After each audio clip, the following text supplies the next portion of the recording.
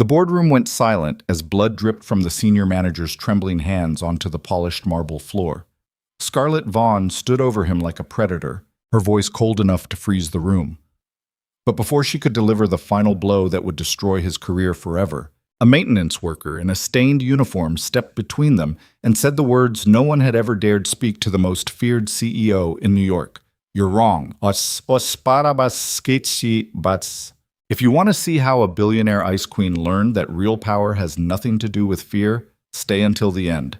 Hit that like button and drop a comment with your city so I can see how far this story travels." The emergency alarm screamed through the 73rd floor of Vaughn Tower at exactly 2:47 p.m. on a Tuesday that would change everything. Scarlett Vaughn stood at the head of the glass conference table, her perfectly tailored black suit sharp enough to cut, her dark hair pulled back so tight it made her already severe features look carved from ice.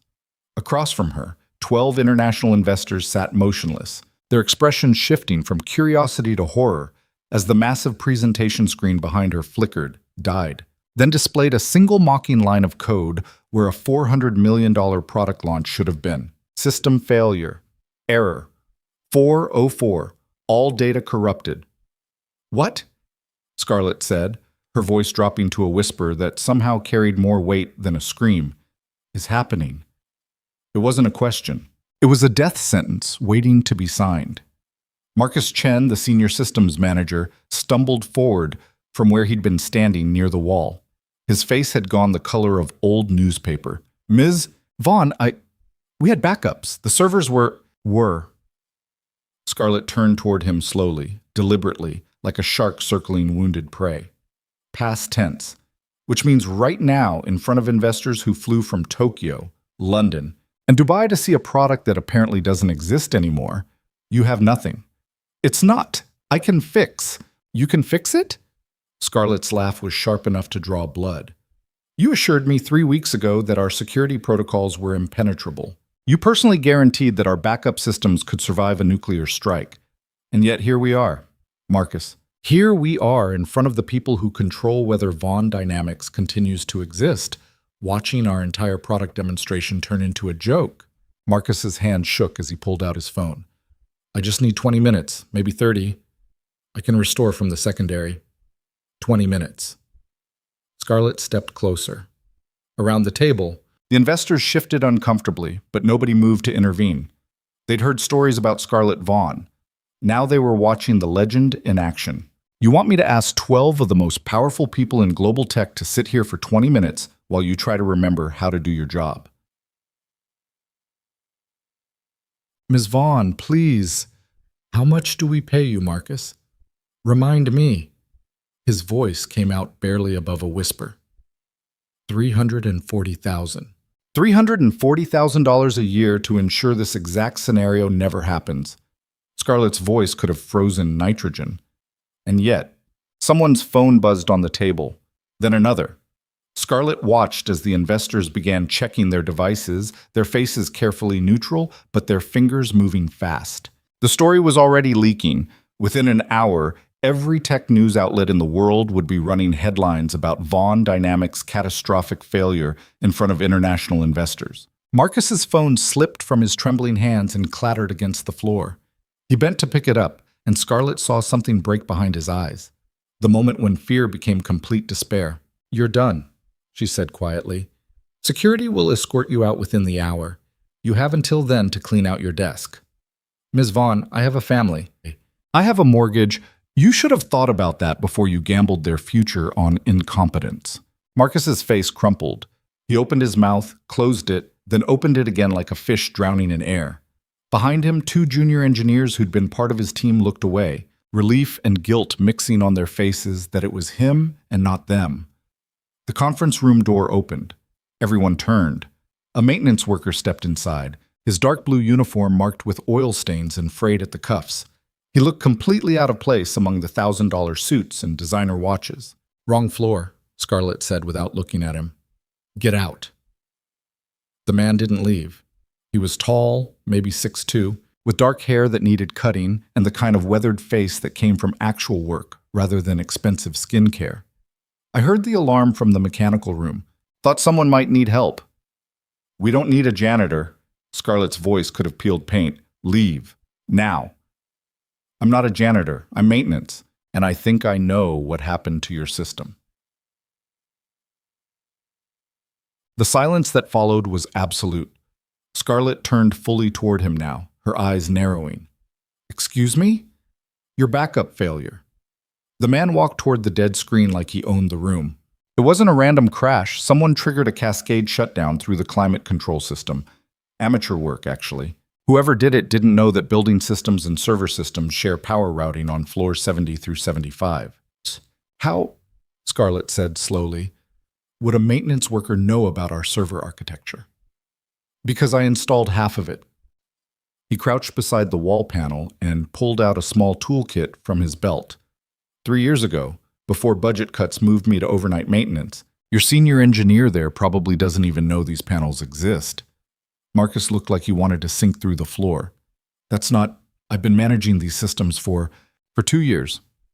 The maintenance worker didn't look up from the panel. I was here before you. Hell, I trained your predecessor. Scarlett studied him with the same intensity she used to evaluate hostile takeover targets.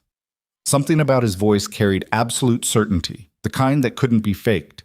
If you can restore the presentation in 5 minutes, you'll have a job in systems management by tomorrow morning. If you waste my time, you'll be unemployed by tonight. Choose carefully. The man glanced at her, and for just a second, something like amusement crossed his face. I don't want a management job. I like my shift, but yeah, I can fix it.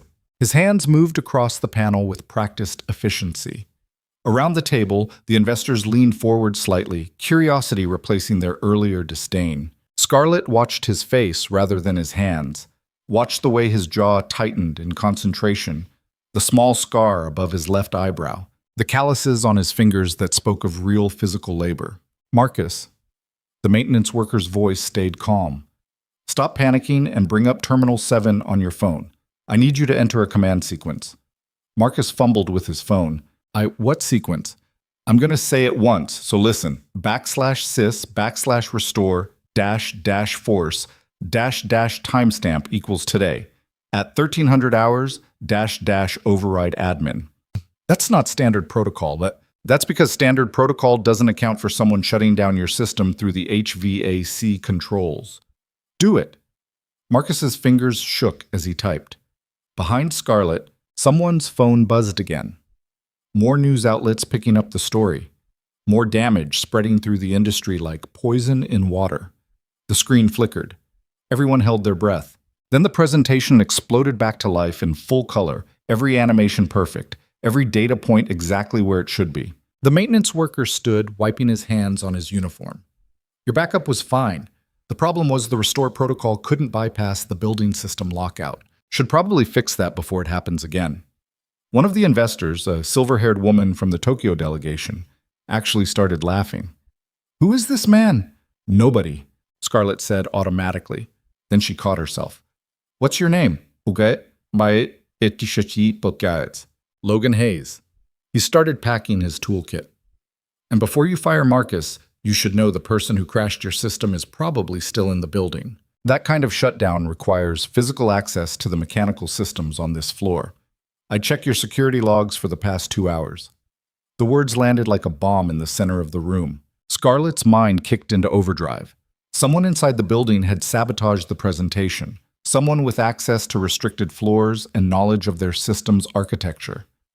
Ms. Vaughn, Logan's voice cut through her thoughts. Can I say something? What? You were about to destroy that man's life in front of everyone to make a point about power. Logan gestured toward Marcus, who looked like he might pass out. But humiliating people only creates fear. Fear makes them hide mistakes instead of fixing them. You want loyalty? Stop treating everyone like they're disposable. The conference room went so quiet, Scarlett could hear her own heartbeat. Nobody spoke to her like that. Nobody questioned her methods. Nobody stood in a room full of witnesses and told the youngest CEO in New York's luxury tech industry that she was wrong. Get out, Scarlett said, her voice deadly soft. Logan nodded once. Yes, ma'am. He walked toward the door, his tool belt jingling slightly with each step. Hayes. He stopped, turned. Scarlett's eyes were cold enough to freeze blood. If I find out you had anything to do with that crash, I'll make sure you never work in this city again." Something flickered across Logan's face. Not fear, but something closer to disappointment.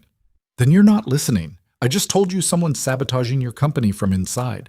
Maybe worry less about threatening people who help you, and more about finding whoever's trying to destroy you." He left before she could respond. The investors stared at Scarlett, waiting to see how she'd react.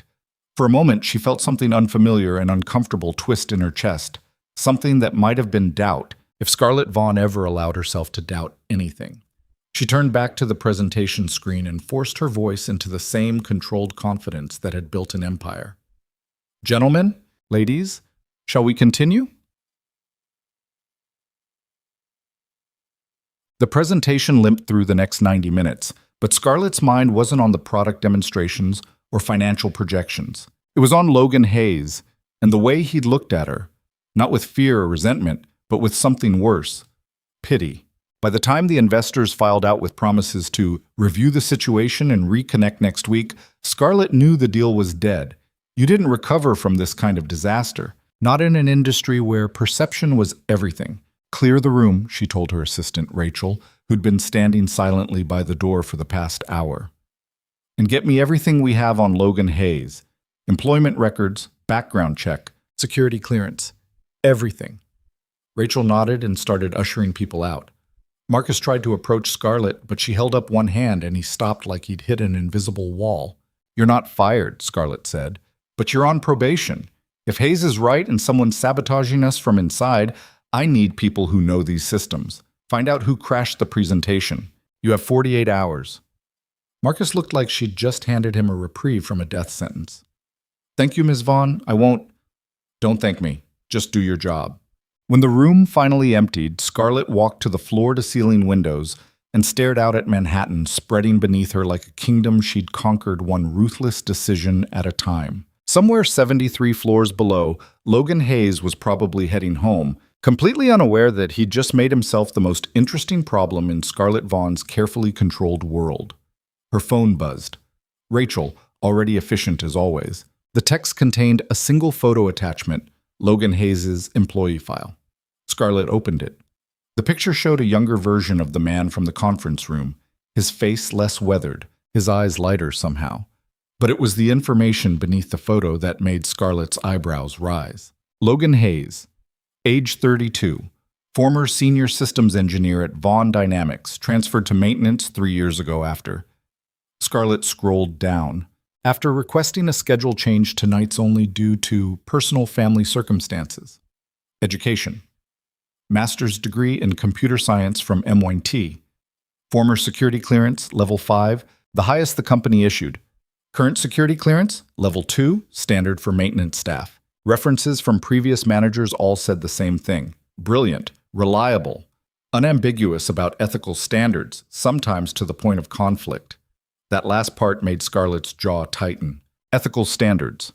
That's what people said when they meant someone was difficult, inflexible, unwilling to make the compromises necessary to survive in the real world.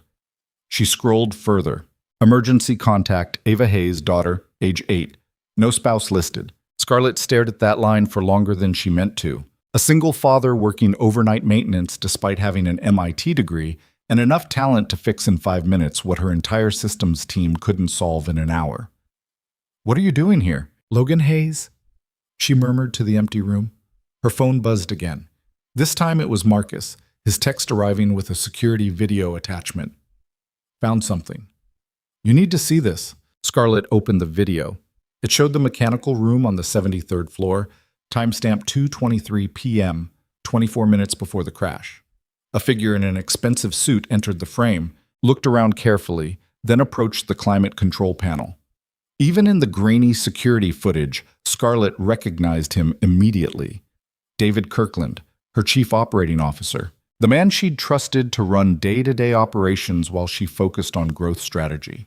She watched him open the panel, the same one Logan had accessed during the presentation, and connect a small device to the system. The timestamp showed him working for exactly 3 minutes and 14 seconds. Then he disconnected, closed the panel, and walked out. At 2:47 p.m., the system had crashed. Scarlett's hands didn't shake, but something cold and sharp settled in her stomach. David Kirkland had been with Vaughn Dynamics since the beginning. She'd promoted him twice, trusted him with access to every major decision, relied on his advice when she'd nearly lost the company during a hostile takeover attempt 5 years ago. And he'd just tried to destroy her in front of international investors. The question wasn't what he'd done. The question was why, and who else was involved. Scarlett made a call. Rachel, conference room A, tomorrow morning, 7 a.m. I want David Kirkland, Marcus Chen, head of security, and Logan Hayes.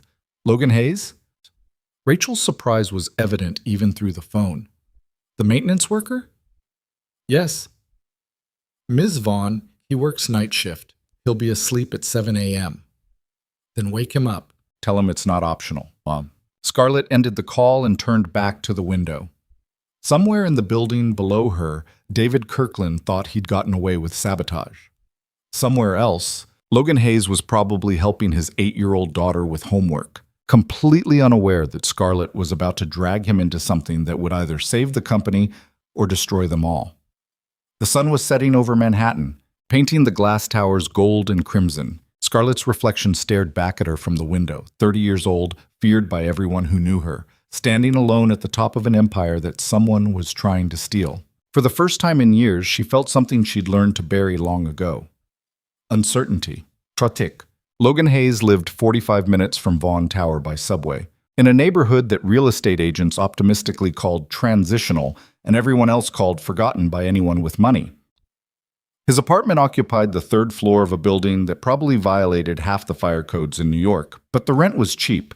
The landlord didn't ask questions, and it was close to Ava's school. He climbed the stairs at 11:34 p.m., his body aching from a 12-hour shift that had included the presentation disaster, 2 elevator malfunctions, and a burst pipe off the 42nd floor that had soaked him to the skin. All he wanted was a shower, food, and 6 hours of sleep before the cycle started again. The apartment door opened before he could reach for his keys. "Dad!" Ava stood in the doorway wearing mismatched pajamas and a serious expression that looked far too old for 8 years. "You're late. Mrs. Chen said you'd be home by 11. Logan glanced at his watch. "I know, baby. I'm sorry. There was an emergency at work." "There's always an emergency at work." Ava stepped aside to let him in. Behind her, Mrs. Chen, their neighbor from 3B who watched Ava during Logan's night shifts, gathered her knitting from the couch. "Everything okay?" Mrs. Chen asked in her careful English. She was 73, originally from Taiwan, and had been watching Ava since Logan's wife died 4 years ago. "Fine. Just a long day." Logan pulled out his wallet and handed her $40, more than they'd agreed on, but Mrs. Chen never asked for enough. "Thank you for staying late. Ava is good girl, never trouble." Mrs. Chen smiled at Ava, who smiled back. "But Logan, you look tired. Too tired. You need rest." "I will. Promise." After Mrs. Chen left, Logan locked the door and turned to find Ava studying him with the same intense focus she used on math homework. "What?" he asked. "You smell like metal and electricity." "That's because I've been fixing things that break when people don't take care of them." "And wet. You smell wet too." "Burst pipe. It happens." Logan headed toward the bathroom. "Did you finish your homework?" "Hours ago. I also made you a sandwich. It's in the fridge." Logan stopped, turned back. "You made me a sandwich?" "Peanut butter and jelly. I know it's not real dinner, but Mrs. Chen said you probably wouldn't eat anything if I didn't make something ready." Something tight caught in Logan's chest. Ava was 8 years old. She should be worried about cartoon shows and playground games, not whether her father remembered to eat. "Thank you, baby." He crouched down to her level. "But you don't have to take care of me. That's my job, remember?" "Chi. Ba. Someone has to." Ava's voice was matter-of-fact. "You forget things when you're tired." "I don't forget you." "I know." She hugged him, quick and fierce, then pulled back. "But Dad? Tomorrow's Thursday." Logan's stomach dropped. "Thursday. My science fair project is due. You promised you'd help me finish the presentation board tonight." He'd forgotten. Between the presentation disaster and the confrontation with Scarlett Vaughn and the burst pipe and everything else, He'd completely forgotten that Ava needed him. I'm sorry. The words felt inadequate. I'm really sorry. Can we work on it tomorrow after school? It's due first thing in the morning. Logan looked at his watch. 11:47 p.m. Ava should have been asleep 2 hours ago, and he needed to be back at work by 6 a.m. for whatever emergency meeting Scarlett Vaughn's assistant had called about. Okay. He stood up, pushing past the exhaustion. Show me what we need to do. Dad, you're exhausted. Show me. Ava's face lit up in a way that made all of it worth it. The long hours, the constant exhaustion, the fact that Logan Hayes had an MIT degree and was working overnight maintenance because night shifts meant he could be there when Ava got home from school. They worked on the science fair board until almost 2 a.m., cutting and gluing and arranging Ava's careful handwriting about plant growth and photosynthesis. Logan's hands moved on autopilot while his mind kept drifting back to the conference room and the way Scarlett Vaughn had looked at him, like he was an equation she couldn't solve. Dad? That woman you work for. The mean one everyone's scared of. Is she really that bad? Logan thought about Scarlett standing over Marcus Chen, about the way she'd been ready to destroy a man's entire life without hesitation, about the absolute certainty in her voice when she'd threatened Logan's future. She's not mean, he said slowly. She's scared. Of what? Of being weak, of trusting the wrong people, of losing control. That sounds lonely. Logan looked at his daughter, the small person who somehow understood things that most adults missed. Yeah, baby, I think it is. By the time Ava's science board was finished and she was finally asleep in her small bedroom, Logan had exactly 2 hours before he needed to wake up for the emergency meeting. He lay on the couch. Ava had the apartment's only bedroom and stared at the water-stained ceiling, wondering what Scarlett Vaughn wanted from him. Whatever it was, it couldn't be good. His phone buzzed at 5:47 a.m. with a text from an unknown number. Cars outside your building? Don't be late. Rachel Kim, executive assistant to Scarlett Vaughn. Logan looked out the window. A black town car idled at the curb, completely out of place in a neighborhood where most people took the bus. He showered fast, left a note for Ava that he'd be home to walk her to school, and headed downstairs. The driver didn't speak during the drive to Vaughn Tower. Logan watched the city wake up around them. Bodega owners opening metal gates, construction workers heading to sites, people who worked real jobs instead of sitting in glass conference rooms making decisions that affected thousands of lives. He'd been one of those people once, before Sarah died and everything changed. The car pulled up to Vaughn Tower's executive entrance at 6:53 a.m. Logan had never used this entrance before. Maintenance staff came through the loading dock on the building's north side, a world away from the marble and chrome that greeted executives and investors. Rachel Kim met him in the lobby. She was petite, sharply dressed, and radiated the kind of efficient competence that made Logan think she probably ran more of the company than anyone realized. Mr. Hayes, thank you for coming on short notice. Didn't really seem optional. A hint of a smile. It wasn't. Conference room A, 73rd floor. Ms. Vaughn is waiting. The elevator ride up was silent, except for the quiet hum of machinery. Logan caught his reflection in the polished doors, still in his maintenance uniform because he didn't own the kind of suit that belonged in meetings like this. His face showing every year of the past 4 years. The doors opened. The conference room was the same one from yesterday, but this time only 4 people waited inside. Scarlett Vaughn at the head of the table. Marcus Chen looking like he hadn't slept. A man Logan recognized as head of security, and someone else, a well-dressed executive Logan didn't know. Scarlett stood when Logan entered. Mr. Hayes, sit. Logan stayed by the door. I'd rather stand. That wasn't a request. Hey.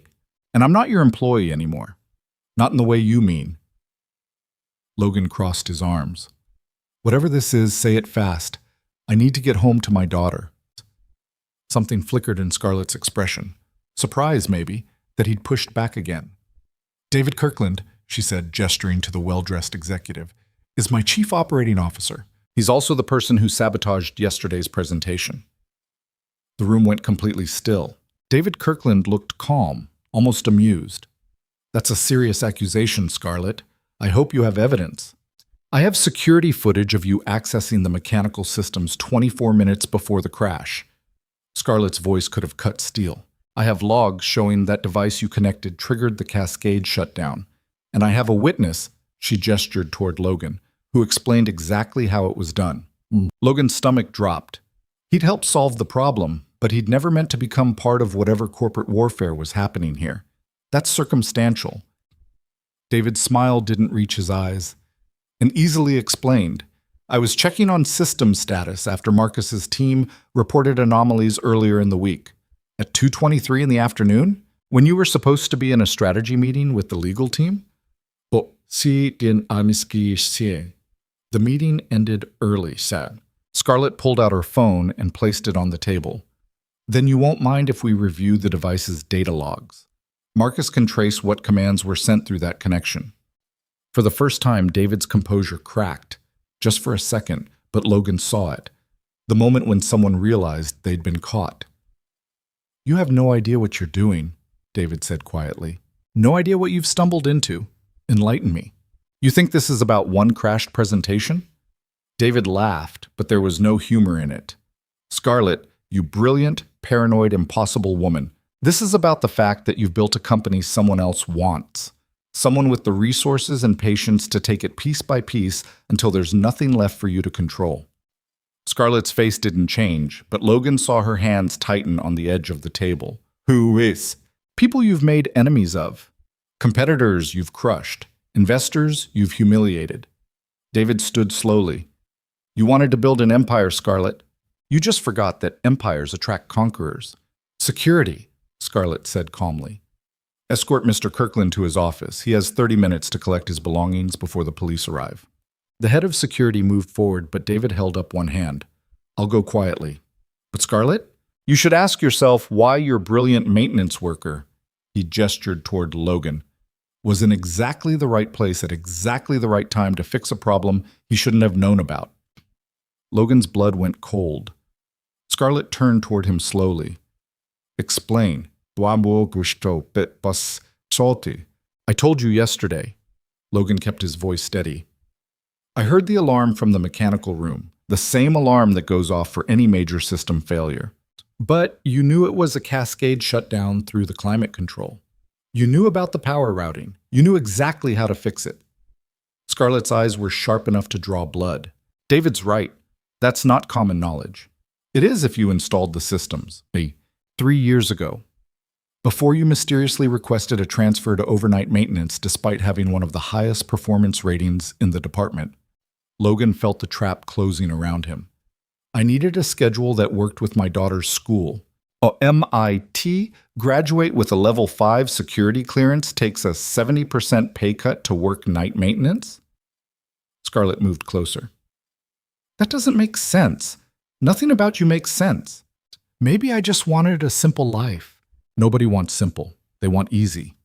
There's a difference. Scarlett stopped directly in front of him. So which is it, Logan Hayes? Are you the hero who saved my presentation, or are you part of whatever David's threatening? The question hung in the air between them. Logan met her eyes and saw what he'd seen yesterday. Not just fear, but something deeper. A woman who'd built everything on her ability to read people, to stay 3 steps ahead, to never trust anyone completely. And right now, she couldn't figure out if he was trying to help her or destroy her. I'm a single father, Logan said quietly, who fixes broken things because I'm good at it, and it means I can be home when my daughter needs me. That's it. Nothing complicated, nothing sinister, just a guy trying to survive. I don't believe in coincidences, boy. Then don't. Fire me. Have me investigated. Do whatever makes you feel in control. Logan turned toward the door. But I'm leaving now, because my daughter starts school in 45 minutes, and I promised I'd walk her there. Hayes? He stopped but didn't turn back. Scarlett's voice was different now, not softer exactly, but less certain. If I find out you're lying, I'll destroy you. But if you're telling the truth, she paused, then I might need your help. Logan looked back over his shoulder. With what? Figuring out who's trying to take my company, and why someone like David Kirkland would burn his entire career just to crash one presentation. You should ask yourself, Logan said, why someone would risk everything just to make you look weak in front of investors. What's worth that kind of sacrifice? He left before she could answer. The elevator doors closed on Scarlett Vaughn's face. Still composed, still in control, but with something new behind her eyes that looked almost like respect. Logan made it home with 12 minutes to spare before Ava needed to leave for school. She was already dressed, her backpack sitting by the door, the science fair board propped carefully against the wall. "You came back," she said, like she'd been preparing herself for disappointment. "I promised, didn't I?" Logan grabbed a protein bar from the kitchen, breakfast would have to wait, and helped her maneuver the board down the narrow stairwell. "How are you feeling about the presentation?" "Nervous. Jenny Martinson did hers on volcanoes with actual lava effects. Mine's just plants." "Your plants are important. They explain how life works." Logan held the building door open. "Jenny's volcano just explodes." Ava smiled a little at that. They walked the 6 blocks to PS 47 in comfortable silence, the kind that came from years of being each other's only constant. Other kids rushed past with both parents, with cars dropping them off, with lives that looked nothing like theirs. At the school entrance, Ava turned back. "Dad, are you in trouble at work?" "What makes you ask that?" "You had that meeting this morning, the one that made you worried." Logan crouched down to her level. "I'm not in trouble. My boss is just dealing with some complicated stuff." "The mean lady?" "She's not mean. She's just—" Logan stopped, realizing he was about to defend Scarlett Vaughn to an 8-year-old. "She's having a hard time trusting people. Maybe she needs a friend." "Maybe she does." Logan kissed Ava's forehead. "Good luck with your presentation. You're going to be amazing." He watched her disappear into the school, carrying her science board like a shield, and felt the familiar weight settle back onto his shoulders. By tonight, she'd be asking about homework and dinner and whether they could afford to fix the leaking sink in the bathroom. By tonight, Logan would be back at Vaughn Tower, cleaning floors that people like Scarlett Vaughn walked across without ever seeing the person holding the mop. His phone rang. Unknown number. "Hayes. It's Marcus Chen." The voice sounded strained. "From yesterday. Listen, I need to talk to you, not at the office. Can you meet me?" Logan checked his watch. He had 6 hours before his shift started. "Where?" "You know the coffee shop on Lexington and 51st? I'll be there in 20 minutes. The line went dead before Logan could ask what this was about. The coffee shop was one of those places trying too hard to look vintage. Exposed brick, mismatched furniture, a chalkboard menu that required a linguistics degree to decipher. Marcus sat in the back corner, hunched over a laptop, looking like he'd aged 5 years since yesterday morning. Logan grabbed a black coffee, cheapest thing on the menu, and slid into the seat across from him. "You look terrible," Logan said. "I've been awake for 36 hours trying to track down everyone who had access to the mechanical systems." Marcus closed his laptop. "But that's not why I called. I need to warn you about something." "Warn me?" "Scarlett Vaughn doesn't let things go. Ever. When she gets interested in something, or someone, she pulls them apart until she understands every piece." Marcus leaned forward. "She spent 4 hours last night going through your employment records, your background check, your security clearances. She even pulled your wife's death certificate." Something cold twisted in Logan's gut. "She what?" "I'm sorry. I tried to tell her it was invasive, but she doesn't see boundaries the way normal people do." Marcus rubbed his eyes. "The point is, she's fixated on figuring out whether you're part of whatever David Kirkland was planning, or if you're just the unlucky guy who happened to be in the right place at the right time." "I already told her." "Bossy." "I know what you told her, but Scarlett doesn't trust words. She trusts patterns. And right now, your pattern doesn't make sense to her." Marcus pulled out his phone and showed Logan a document. "This is an email from 3 years ago. You, requesting a transfer to overnight maintenance. You want to know what reason you listed?" Logan didn't need to see it. He remembered exactly what he'd written. "Personal family circumstances requiring schedule flexibility," Marcus read. "That's it. No details. No explanation. Just enough to get approved, but not enough to raise questions. My wife had just died. My daughter was 6 years old and having nightmares every night. I needed to be home during the day." Logan's voice came out harder than he meant it to. Logan's voice said, "Is there a law against that?" "No." But there's also no record of you trying to come back to systems engineering after things stabilized. No record of you applying for promotions, taking on additional training, networking with other departments. You just disappeared into maintenance like you were hiding. Maybe I was tired of the corporate ladder. Maybe I wanted something simple. Nobody with your resume wants simple. Marcus closed his laptop. Look, I'm not accusing you of anything. I'm trying to help you understand how Scarlett thinks. She sees a brilliant engineer who voluntarily became invisible, who knows things about the building that most executives don't, who showed up at exactly the right moment to save her from humiliation. To her, that's not coincidence, that's strategy. Boy, it's straight. Logan drank his coffee and tried to figure out how his life had gotten this complicated in less than 24 hours. Yesterday, he'd been nobody. Today, he was being investigated by a woman who probably had more resources than most small countries. What do you want me to do about it? Logan asked. Nothing, just be careful, because if Scarlett decides you're a threat, she won't fire you. She'll dismantle your entire life piece by piece until she's satisfied you can't hurt her. Marcus stood, gathering his laptop. And if she decides you're an asset, she'll try to own you. Either way, you're not invisible anymore. So after Marcus left, Logan sat alone in the coffee shop and watched people hurry past the windows. Lawyers heading to depositions, traders heading to the exchange, people whose biggest problem was probably traffic or a delayed meeting. Normal problems. Simple problems. He pulled out his phone and looked at the photo he kept as his wallpaper. Sarah and Ava at Coney Island, 3 months before the cancer diagnosis that would take Sarah away in less than a year. They were both laughing at something off camera, Sarah's arm around Ava, the ocean behind them catching the light. What would you do? Logan asked the photo quietly. Logan. But Sarah wasn't there to answer, and Logan was alone with a cold coffee and the growing certainty that he'd accidentally stepped into something that was going to change everything whether he wanted it to or not. His phone buzzed. Text from Rachel Kim. Ms. Vaughn requests your presence at Vaughn Tower, 2 p.m. today. Conference Room B, 58th floor. This is mandatory. Logan typed back, I don't start my shift until 6 p.m. The response came immediately. Your shift has been temporarily reassigned. You'll be compensated for the time. 2 p.m. Don't be late. Logan stared at the message and wondered what Scarlett Vaughn wanted now. Whatever it was, Marcus's warning echoed in his head. She'll try to own you. He wasn't going to let that happen. At 1:58 p.m., Logan stepped off the elevator onto the 58th floor and immediately knew this meeting was different. Conference Room B wasn't the massive glass space where yesterday's disaster had unfolded. This was smaller, more private, with only one wall of windows and security-coded locks on the doors. Rachel Kim met him outside. She's waiting, just you and her. What's this about?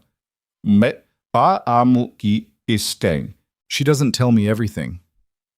But Rachel's expression suggested she knew more than she was saying. Good luck, Mr. Hayes. Logan entered to find Scarlett standing at the windows, her back to the door. She wore a different suit today, charcoal gray instead of black, but the effect was the same, like she was carved from something harder than bone. Close the door, she said without turning. Logan did. Sit. I'd rather... I know. You'd rather stand. You'd rather leave. You'd rather be anywhere but here.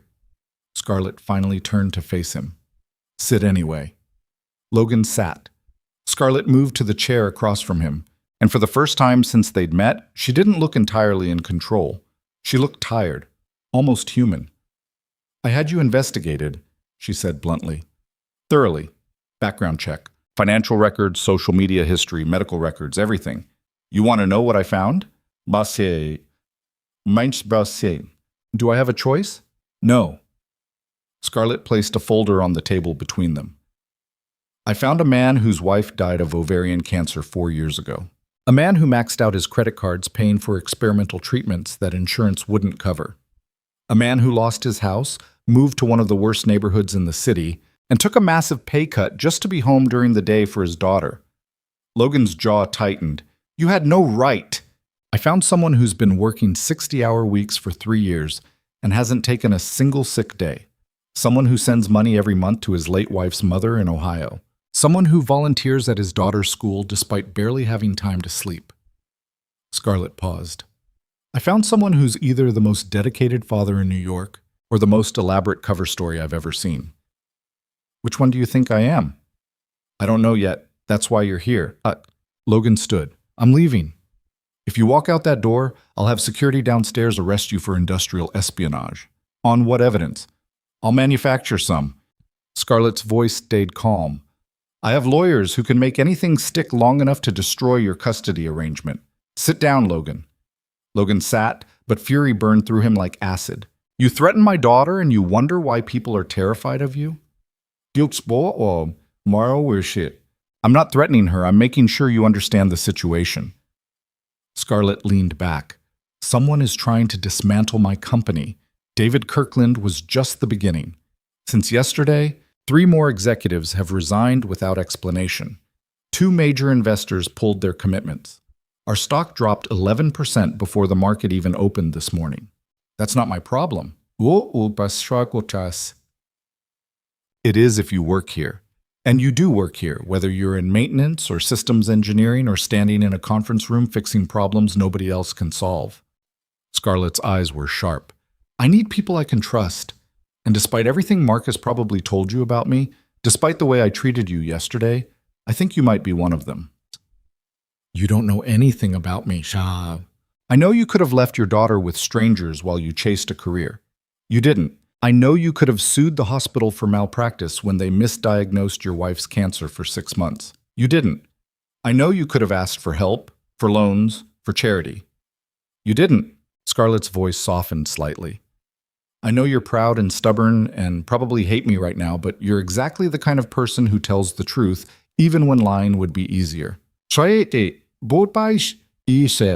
Logan didn't respond. I'm offering you a job, Scarlett said. Not in maintenance. Back in systems engineering with a focus on security infrastructure. Full benefits, salary increase of 40%, and flexible hours so you can be home for your daughter. Why?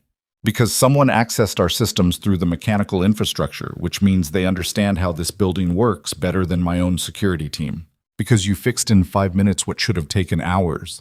Because when you told me I was wrong, you were right. That's not a reason to trust me. No. Scarlett met his eyes. But the fact that you keep pushing back instead of taking what I'm offering, that's a reason. Everyone else just says yes and asks how high I want them to jump. Logan thought about Ava's tuition bill that was due next month. Thought about the sink that had been leaking for 6 weeks because he couldn't afford a plumber. Thought about the fact that 40% more money meant maybe Ava could go to summer camp like the other kids, instead of spending July in their apartment watching bargain bin movies. What's the catch? The catch is that I need you to help me figure out who's behind this before they succeed. David Kirkland didn't act alone. Someone convinced him to throw away a 10-year career just to embarrass me in front of investors. Someone has access to our security, our systems, our executive communications. Someone is inside this building right now, still working, still planning. Scarlett's hands formed fists on the table. And I can't trust anyone who's been here longer than a year because any of them could be compromised. But you'll trust me? A maintenance worker you met yesterday? No, but I'll use you. Scarlett's honesty was brutal. If you're part of the conspiracy, you'll eventually make a mistake and I'll catch you. If you're not, then you're the only person in this building who doesn't have a reason to lie to me. Dickie, that's the worst sales pitch I've ever heard. I'm not trying to sell you anything. I'm telling you how it is. Scarlett stood and walked back to the windows. Take the job or don't. But either way, you're involved now. David Kirkland made sure of that when he implied you were part of this. People will be watching you, asking questions, making assumptions. Logan felt the trap that had been closing since yesterday finally snap shut around him. She was right. He couldn't go back to being invisible. He couldn't just work his shifts and go home and pretend none of this had happened. I want it in writing, Logan said. The salary, the hours, the benefits. And I want a clause that says if you fire me without cause, I get 6 months severance. Done. And I want you to stay away from my daughter. No investigations, no background checks, no threats. She's 8 years old and she's been through enough. Something flickered across Scarlett's face. Guilt, maybe, or shame. Agreed. When do I start? Now. Scarlett pulled out her phone. Marcus is coordinating with security to audit every access point in the building. I want you working with him to identify vulnerabilities in the mechanical systems that someone could exploit. That could take weeks. We have 3 days before our board meeting. If I can't prove the sabotage was external, the board will vote me out as CEO and install someone more stable. Scarlett's voice was bitter. 3 days to save a company I spent 10 years building. Think you can handle that? Logan thought about all the nights he'd spent learning the building's infrastructure, mapping systems nobody else cared about, understanding how everything connected. He'd done it because it was his job, because doing things right mattered even when nobody was watching. Yes, he said. I can handle it. For the first time since Logan had met her, Scarlett Vaughn smiled. It wasn't warm or friendly, but it was real. Good. Rachel will have your employment contract ready in an hour. Scarlett moved toward the door. And Logan, thank you for not walking out. I still might. I know. That's why I believe you'll stay. She left before he could figure out what that meant. Logan sat alone in conference room B and wondered what the hell he'd just agreed to. 3 days to save a company from an invisible enemy. 3 days working beside a woman who'd threatened his daughter 1 minute and offered him a lifeline the next. His phone buzzed. Text from Ava's school. Mr. Hayes, Ava's presentation went wonderfully. She won 2nd place in her grade level. She wanted you to know. Logan stared at the message and felt something crack open in his chest. 2nd place. Ava had won 2nd place. And he hadn't been there to see it because he'd been sitting in a conference room with a billionaire who saw people as assets or threats. He texted back, "Tell her I'm so proud. I'll take her for ice cream tonight to celebrate." Another buzz. This time from Rachel Kim. Contract is ready. Ms. Vaughn wants you to start immediately. Marcus is waiting in the security office. Sublevel 2. Logan took the elevator down to sublevel 2, where the building's real infrastructure lived. The servers and generators and climate control systems that kept Vaughn Tower running. Marcus was already there, surrounded by computer monitors showing security feeds from every floor. She got to you, Marcus said without looking up. She offered me a job. And you took it, even though I warned you what would happen. You also told me she doesn't let things go. This way at least I can see what's coming. Logan pulled up a chair. Show me what you've found. Marcus pulled up a schematic of the building. After David's arrest, I went through access logs for every executive with level 4 clearance or higher. Guess what I found? Anomalies. Dozens. People accessing floors they had no business being on. Security badges being used in 2 places at once. System changes that weren't logged by IT. Marcus highlighted sections of the schematic in red. It's like someone's been mapping the entire building's weaknesses for months. Can you trace who? That's the problem. The logs have been altered, timestamps changed, user IDs scrubbed, backup files corrupted. Marcus looked exhausted. Whoever's doing this knows our security architecture better than I do. Logan studied the schematic, his mind automatically tracking power routes, ventilation patterns, network infrastructure. Show me the mechanical access points on floors 60 through 80. Marcus pulled up a different view. The executive floors where Scarlett and the rest of upper management worked. There, Logan said, pointing to a junction room on floor 72. That's a maintenance space that connects to both the server room and the executive elevator shaft.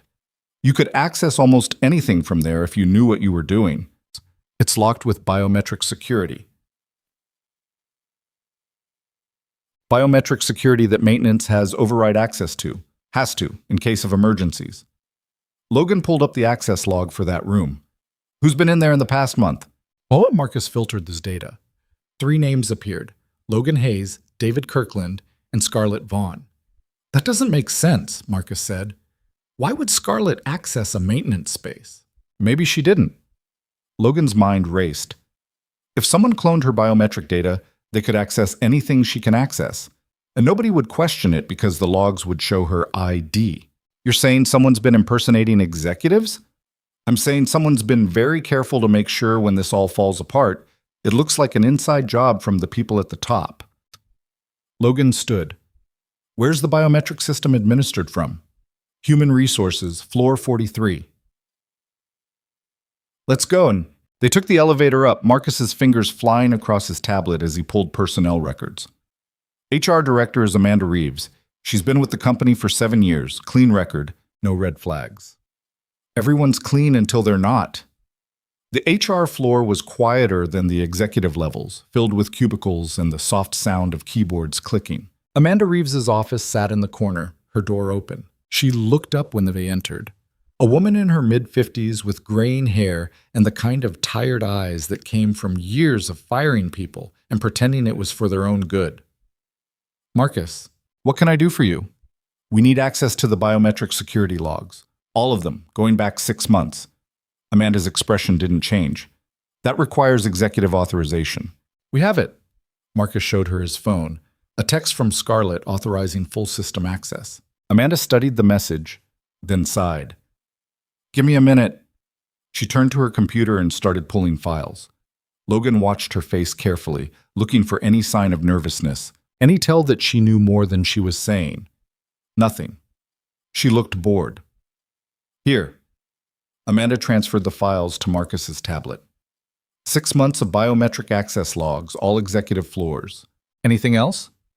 Who has administrative access to modify these logs? Logan asked. Just me and IT security. Why? Someone's been altering them. Amanda's boredom vanished, replaced by something sharper. That's impossible. The system has redundant security specifically to prevent tampering. And yet, Marcus showed her the discrepancies he'd found. Timestamps that didn't match, IDs appearing in 2 places simultaneously, access granted to areas that should have been restricted. Amanda stared at the screen, her face going pale. This is impossible. The only way to alter these records would be to have root access to the security database, and only 3 people have that. Me, the CTO, and Scarlett Vaughn. Where's your CTO? Logan asked. Michael Torres. He's been on medical leave for the past 2 weeks. Knee replacement surgery. Marcus and Logan exchanged looks. When did he go on leave? Marcus asked. September 23rd, 2 weeks ago tomorrow. Amanda pulled up Torres's file. He's scheduled to return next Monday.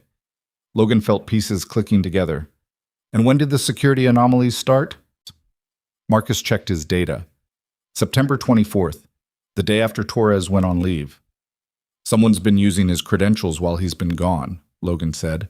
Someone who knew he'd be out of the office and couldn't verify whether he actually made these changes. But Michael's credentials are tied to his biometrics, Amanda said. You can't just use his ID without his fingerprint or retinal scan. You can if you have administrative access to clone biometric data. Logan turned to Marcus. Where does Torres live? Why? Because we need to ask him if he's noticed anything strange. And we need to do it now, before whoever's using his credentials realizes we're onto them. Marcus pulled up an address. Queens. About 40 minutes from here. They were halfway to the elevator when Logan's phone rang. Unknown number again. Hayes. Logan, it's Scarlett. Where are you? Following a lead with Marcus. We think someone's been cloning executive biometric data to access restricted systems. Silence on the other end. Then, get back here. Now. We're in the middle of yet. Now, Logan, we have a bigger problem. The line went dead. Logan and Marcus looked at each other. That didn't sound good, Marcus said. They took the elevator back up to the executive floors. Rachel Kim met them before the doors even fully opened, her usual composure cracked. Conference room A, immediately. Inside, Scarlett stood at the head of the table, her face carved from ice. On the screen behind her was a news headline from the Wall Street Journal website. Vaultbond Dynamics CEO under investigation for securities. Fraud. What the hell is this? Marcus whispered. Someone leaked our internal financial documents to the press. Scarlett's voice was deadly calm. Documents that show accounting irregularities going back 3 years. Documents that make it look like I've been inflating our revenue numbers to keep stock prices high. Have you? Logan asked. Scarlett's eyes snapped to him. No, but these documents have been altered just enough to suggest I have. And the SEC just called. They're opening a formal investigation. When did this leak happen? Okay? 20 minutes ago. My phone hasn't stopped ringing since. Scarlett pulled up another screen, her email inbox, flooded with hundreds of messages. Investors demanding explanations. Board members calling for my resignation. Competitors offering to buy us out at fire sale prices. Logan studied the documents on screen. He wasn't an accountant, but even he could see the problem. Numbers that should have been in different categories, revenue recognized too early, expenses mysteriously disappearing from quarterly reports. Who has access to these financial records? Logan asked. The CFO, the accounting department, external auditors, and me. Where's your CFO now? Gregory Walsh. He's in meetings all day with our auditors trying to explain how this happened. Scarlett sat down heavily. This is coordinated. First, David sabotages the investor presentation. Then executives start resigning. Now securities fraud allegations that could land me in prison. Someone's not trying to take your company, Logan said slowly. They're trying to destroy it completely. Why? That's the question, isn't it? Marcus pulled up his tablet. Who benefits if Vaughn Dynamics collapses? Competitors. Investors who want to buy us cheap. Executives who could negotiate better severance packages if the company goes under. Scarlett's hands formed fists. The list is too long. She.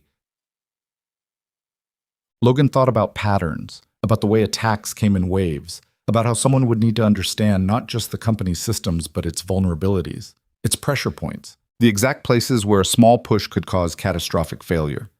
It's not about benefit, Logan said. It's personal. Someone doesn't just want your company. They want you to suffer. Scarlett looked at him, and for the first time since they'd met, he saw real fear in her eyes.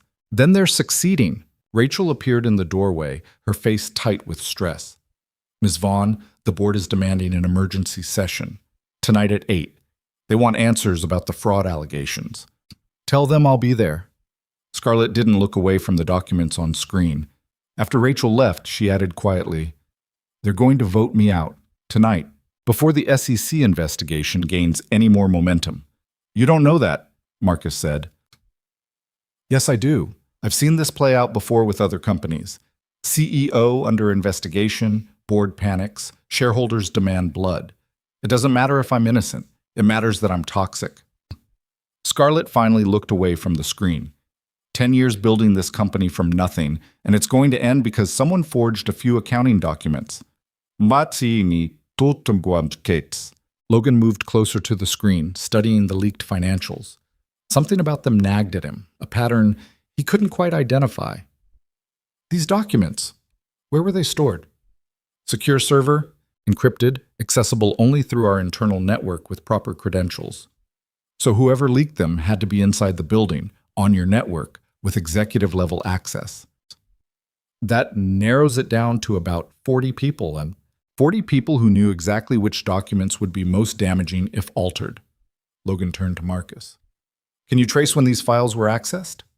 Marcus pulled up the server logs. Last access was yesterday at 11:47 p.m. User ID shows Scarlett Vaughn. The room went cold.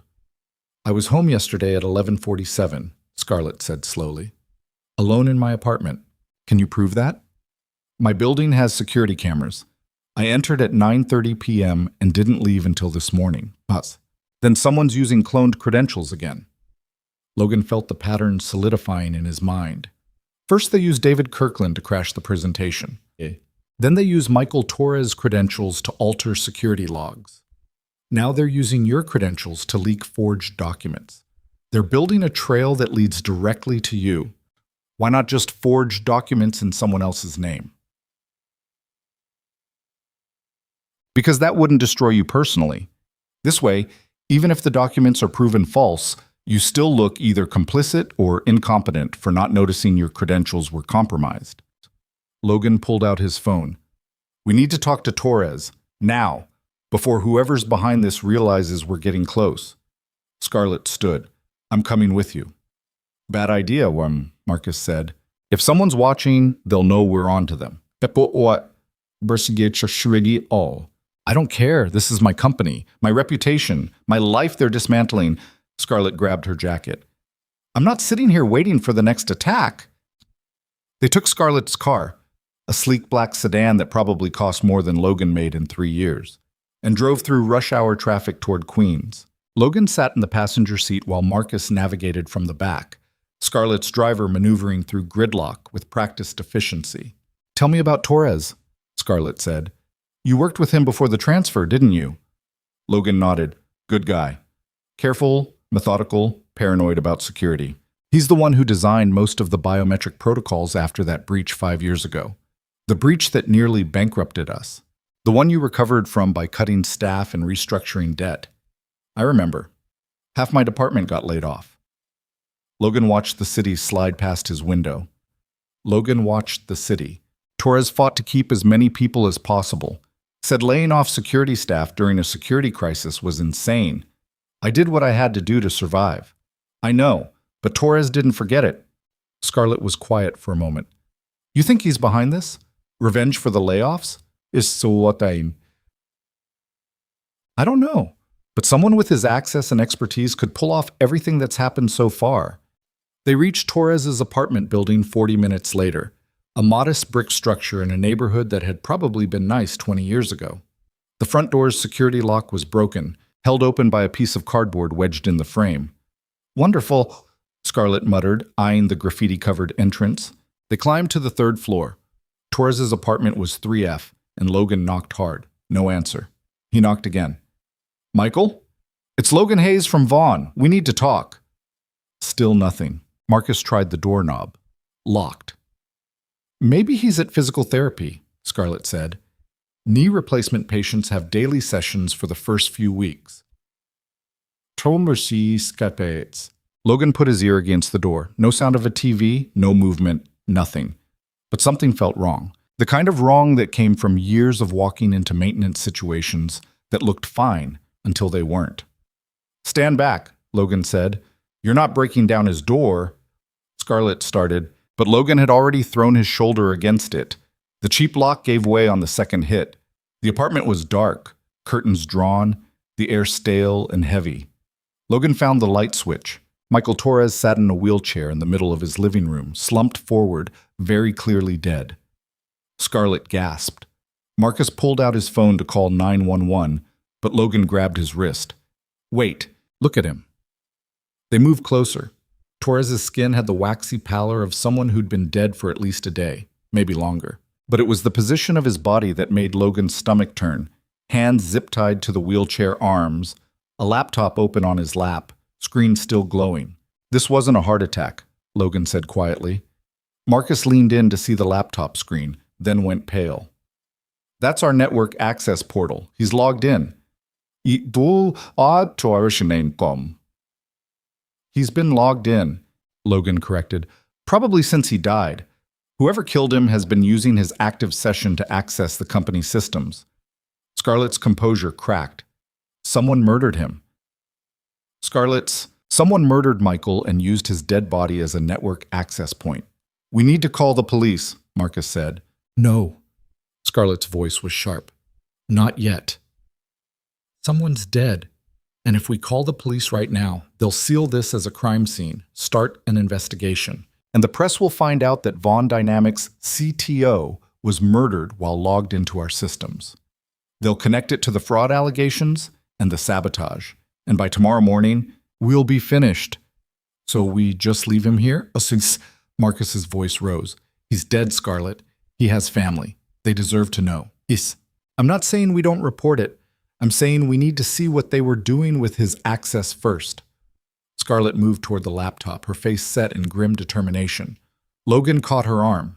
Don't touch anything. Fingerprints. I don't care about fingerprints. I care about my company. Then let me do it. Logan pulled a pair of work gloves from his pocket. He always carried them out of habit, and carefully examined the laptop without moving Torres's body. The access log showed a horrifying pattern. Someone had been using Torres's credentials for the past 13 days, systematically accessing financial records, security protocols, executive communications, strategic plans. They'd copied everything, altered key documents, and planted evidence that would lead investigators straight to Scarlett. "How long has he been dead?"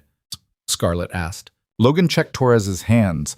Rigor mortis had passed, which meant at least 2 days. "I'm not a doctor, but I'd guess he died shortly after going on medical leave. Someone knew he'd be isolated, recovering alone, and they used that window to kill him and take control of his access. Which means this wasn't opportunistic," Marcus said. "This was planned months in advance. They needed him to have a reason to be out of the office, unavailable to verify anything." "The knee surgery was scheduled 6 months ago," Scarlett said softly. "It's in his HR file. Anyone with access to personnel records would have known." Logan pulled out his phone and started photographing the laptop screen, documenting everything they could see without touching the evidence. "We have maybe an hour before someone realizes we're here.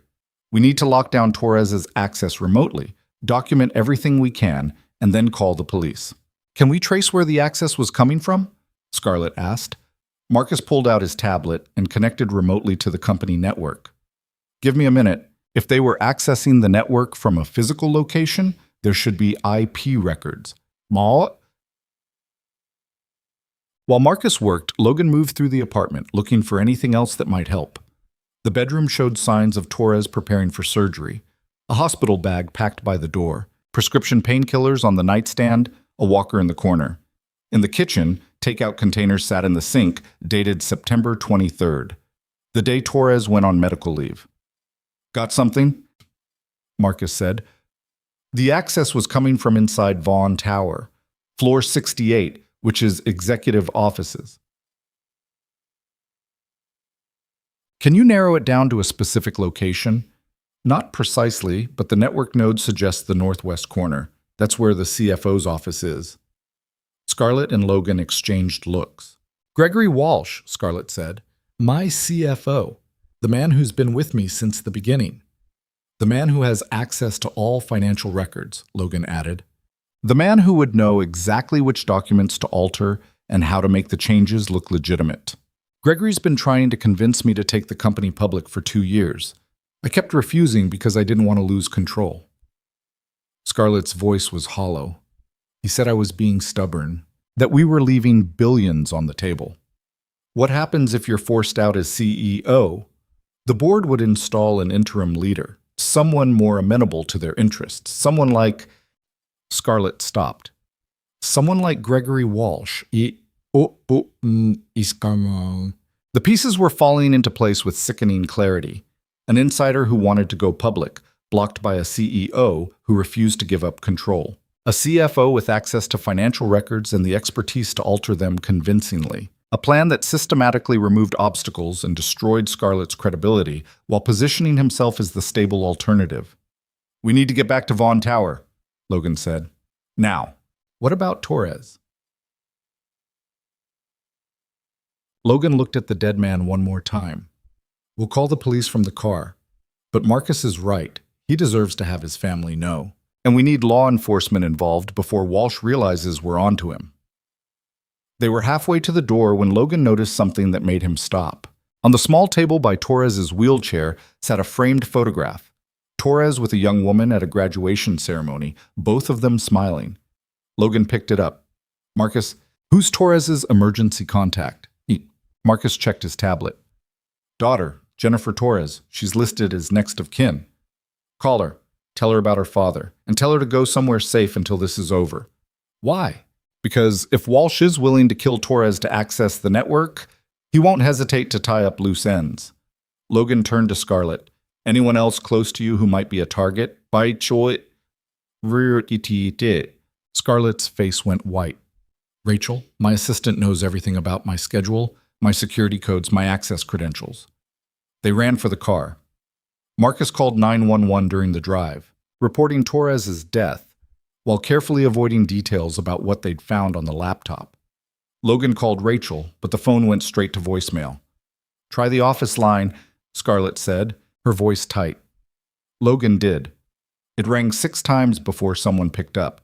"Vaughn Dynamics, executive floor. This is Logan Hayes. I need to speak to Rachel Kim immediately." Ms. Kim left for the day about an hour ago. Can I take a message? Logan exchanged looks with Scarlett. Do you know where she went? No, sir. She just said she had a personal emergency and needed to leave. Logan ended the call. She's gone. Try her cell again. He did. Still voicemail. The drive back to Manhattan took 45 minutes that felt like hours. Scarlett spent the time making calls. To her lawyer, to the head of security, to board members she thought she could trust. Each conversation was short and tense, and Logan could hear the walls closing in through her increasingly strained voice. The board meeting is still happening at 8, she said after the last call. Jeffrey Morrison, he's the chairman, says they're moving forward with or without me. What's Morrison's relationship with Walsh? Professional? Cordial? Jeffrey was one of the original investors when I started the company. Scarlett leaned her head back against the seat. But he's also pragmatic. If he thinks removing me is necessary to save the company, he'll do it without hesitation. Even if it means handing control to someone who might be a murderer? He doesn't know Walsh is a murderer. Nobody does except us. And we can't prove it yet. They reached Vaughn Tower at 6:47 p.m. The lobby was emptying as day staff headed home, replaced by the skeleton crew that kept the building running overnight. Logan's shift should have started 17 minutes ago, but that life felt like it belonged to someone else now. Scarlett's private elevator took them straight to the executive floor. The reception desk where Rachel normally sat was empty. Her computer dark, her coffee mug still half full like she'd left in a hurry. Her coat's gone, Marcus said, checking the small closet behind the desk. And her purse. What about her personal items? Logan asked. Scarlett checked Rachel's desk drawers. Photos of her family, hand lotion, the scarf she keeps here for when the AC is too cold. Everything's still here. She didn't clean out her desk. She just left. Or someone took her, Logan said. Scarlett's phone rang. She glanced at the screen and her face went hard. It's Walsh. Answer it, Logan said. Act normal. Scarlett put it on speaker. Gregory, where are you? Still with the auditors. Scarlett, we have a problem. Walsh's voice was smooth, concerned, exactly what you'd expect from a CFO dealing with a fraud investigation. The SEC is demanding a full forensic audit going back 5 years. They're not just looking at the leaked documents, they're questioning everything. How long will that take? Months, maybe longer. And in the meantime, our stock is going to keep dropping, investors are going to keep pulling out, and the company is going to bleed money. A pause. The auditors are recommending you step down temporarily while they investigate, just until this is resolved. Step down, fools. Not permanently, just until we can prove the documents were forged and figure out who's behind this. Walsh's voice carried perfect empathy. Scarlett, I know how hard you've worked, but right now, you're a liability. The board needs to see that you're willing to put the company first. And who would take over as interim CEO? The board would decide, but I'd be willing to step in if they asked. Just temporarily, of course. Scarlett's eyes met Logan's, and he saw murder in them. I'll consider it. Thank you for the update, Gregory. One more thing. Have you seen Rachel? One more thing. Have you seen... She was supposed to send me some files this afternoon, but I haven't heard from her. She had a personal emergency. Had to leave early. Ah. Well, I hope everything's all right. Another pause, and... See you at the board meeting tonight? I'll be there. Scarlett ended the call and immediately threw her phone across the room. It hit the wall and shattered, pieces scattering across the floor. Feel better? Logan asked. No, but I wanted to break something. Scarlett's hands were shaking. He's got Rachel. I know he does. The personal emergency, the timing, the way he asked about her, he's making sure I know he has leverage. Or Rachel's part of this, Marcus said quietly. No, Rachel's been with me for 6 years. She's loyal. So was David Kirkland. So was Torres until someone killed him. Marcus looked miserable saying it. We can't trust anyone. Logan thought about patterns again, about the way information flowed through a company, about who would need to know things for this plan to work. Rachel would know your schedule, your passwords, your security routines. She'd know when you were vulnerable. She wouldn't betray me. Maybe she didn't have a choice. Logan moved to Rachel's computer and powered it on. If Walsh threatened her or someone she cares about, she might have cooperated to protect them. The computer required a password. Logan tried a few obvious combinations: Rachel's birthday, common passwords, simple variations. Nothing worked. "Let me," Marcus said. He pulled out a small USB drive and plugged it into the computer. Security override. Torres designed it for emergency access. The screen unlocked. Marcus navigated to Rachel's email and started scrolling through recent messages. Here. He pulled up an email from 3 days ago, sender address showing as an encrypted anonymous service. The message was short. "Your sister is safe as long as you cooperate. Do exactly as instructed and she stays that way." Attached was a photo of a young woman, Asian, mid-20s, terrified, sitting in what looked like a basement or storage room. "Rachel has a sister?" Scarlett asked. Marcus checked the HR files. Julia Kim, age 26, lives in Boston, works as a physical therapist, listed as Rachel's emergency contact. Walsh kidnapped her sister to force Rachel to cooperate. Logan felt sick. What did he make her do, son? Marcus scrolled through more emails. The instructions were detailed and methodical. Rachel was to provide Walsh with Scarlett's login credentials, her schedule, copies of sensitive documents, an advance warning of any security audits or internal investigations. In return, Julia would remain unharmed. The most recent email had arrived this morning. Final task. Take the attached file to the police and tell them you found it on Scarlett Vaughn's computer. Do this by 5 p.m. today, or your sister dies. The attached file was a detailed confession, supposedly written by Scarlett, admitting to securities fraud, market manipulation, and bribing auditors to hide financial irregularities. "That's why Rachel left," Scarlett said. "She was going to the police to save her sister."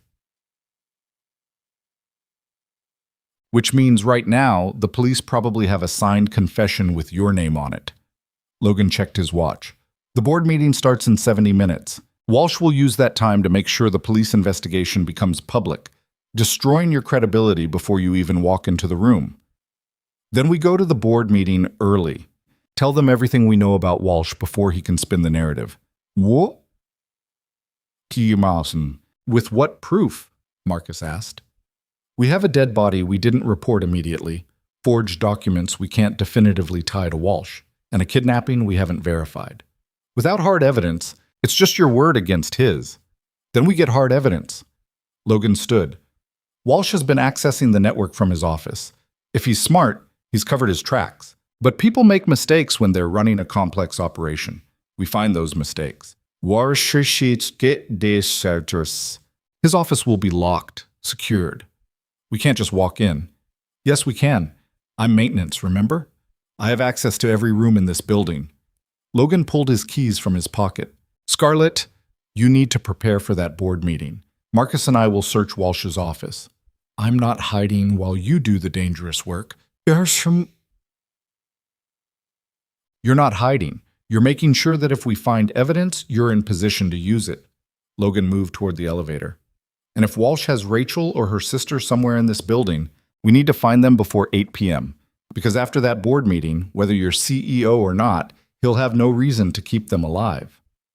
The words landed like stones in deep water. Scarlett nodded once, her jaw tight. Find them. And Logan, whatever it takes. Chun. The executive floor was mostly empty by the time Logan and Marcus reached Gregory Walsh's office. A few late workers remained in their cubicles, focused on screens, not paying attention to a maintenance worker and a systems engineer moving through the corridors. Walsh's office sat in the northwest corner, just as the network logs had indicated. The door was locked with a keycard reader. Logan pulled out his maintenance master key and swiped it. The light stayed red. Executive override, Marcus said. Walsh must have upgraded his security. Then we go in the old-fashioned way. Logan examined the ceiling. Above them, acoustic tiles formed a drop ceiling, the kind that hid ventilation ducts, electrical conduits, and maintenance access throughout the building. You're not serious, Marcus said. You have a better idea. They found a maintenance ladder in a nearby storage closet. Logan climbed up, pushed aside a ceiling tile, and pulled himself into the narrow space above the offices. Dust, darkness, and the hum of building systems surrounded him. He crawled carefully across support beams, following the layout of the floor below until he estimated he was above Walsh's office. Another tile, gently displaced, and he could see down into a space lit only by the city lights filtering through the windows. The drop was about 8 feet. Logan lowered himself through the opening and landed in a crouch on Walsh's desk, scattering papers and knocking over a coffee mug that was thankfully empty. He unlocked the door from inside. Marcus slipped in, closing it behind them. "That was insane, Marcus Saad," Marcus said. It worked. Logan moved to Walsh's computer and powered it on. "Start looking for anything physical. Documents, drives, phones. I'll handle the digital side." The computer required a password. Logan tried the security override drive Marcus had used on Rachel's computer. Access denied. "He's got custom security," Marcus said. "Torres's override won't work on executive machines." Logan thought for a moment, then pulled out his phone and called someone he'd been avoiding since this all started. "Hello?"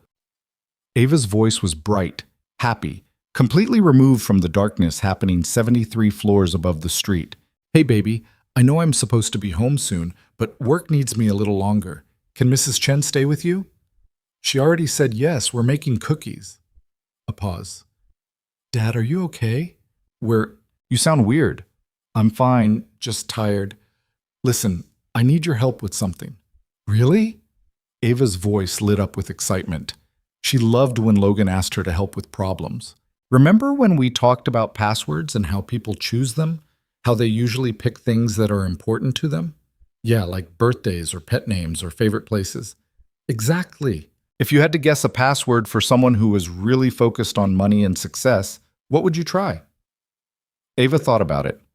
"Money words? Like profit or success?" "Too simple. What about numbers?" "Stock prices or bank accounts?" Another pause.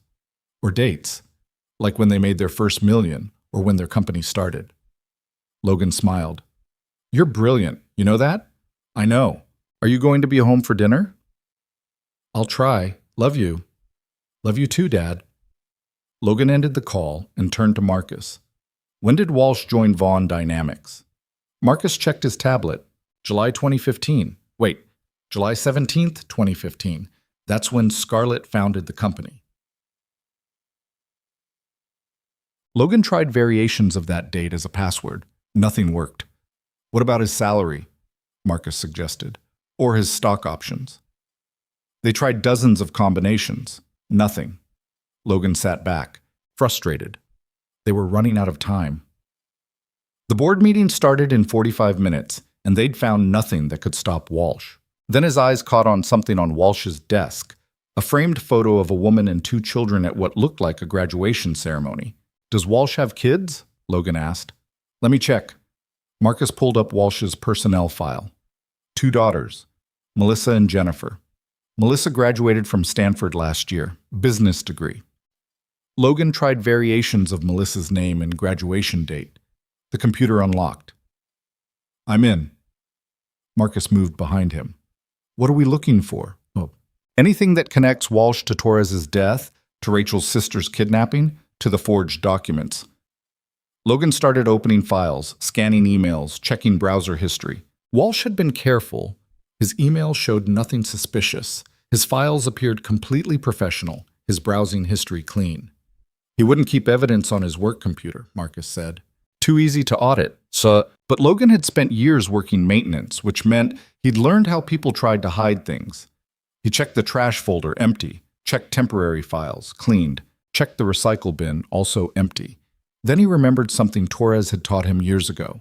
People who cleaned their computers obsessively usually did it with automated software. And automated software always left logs. He found the system maintenance records.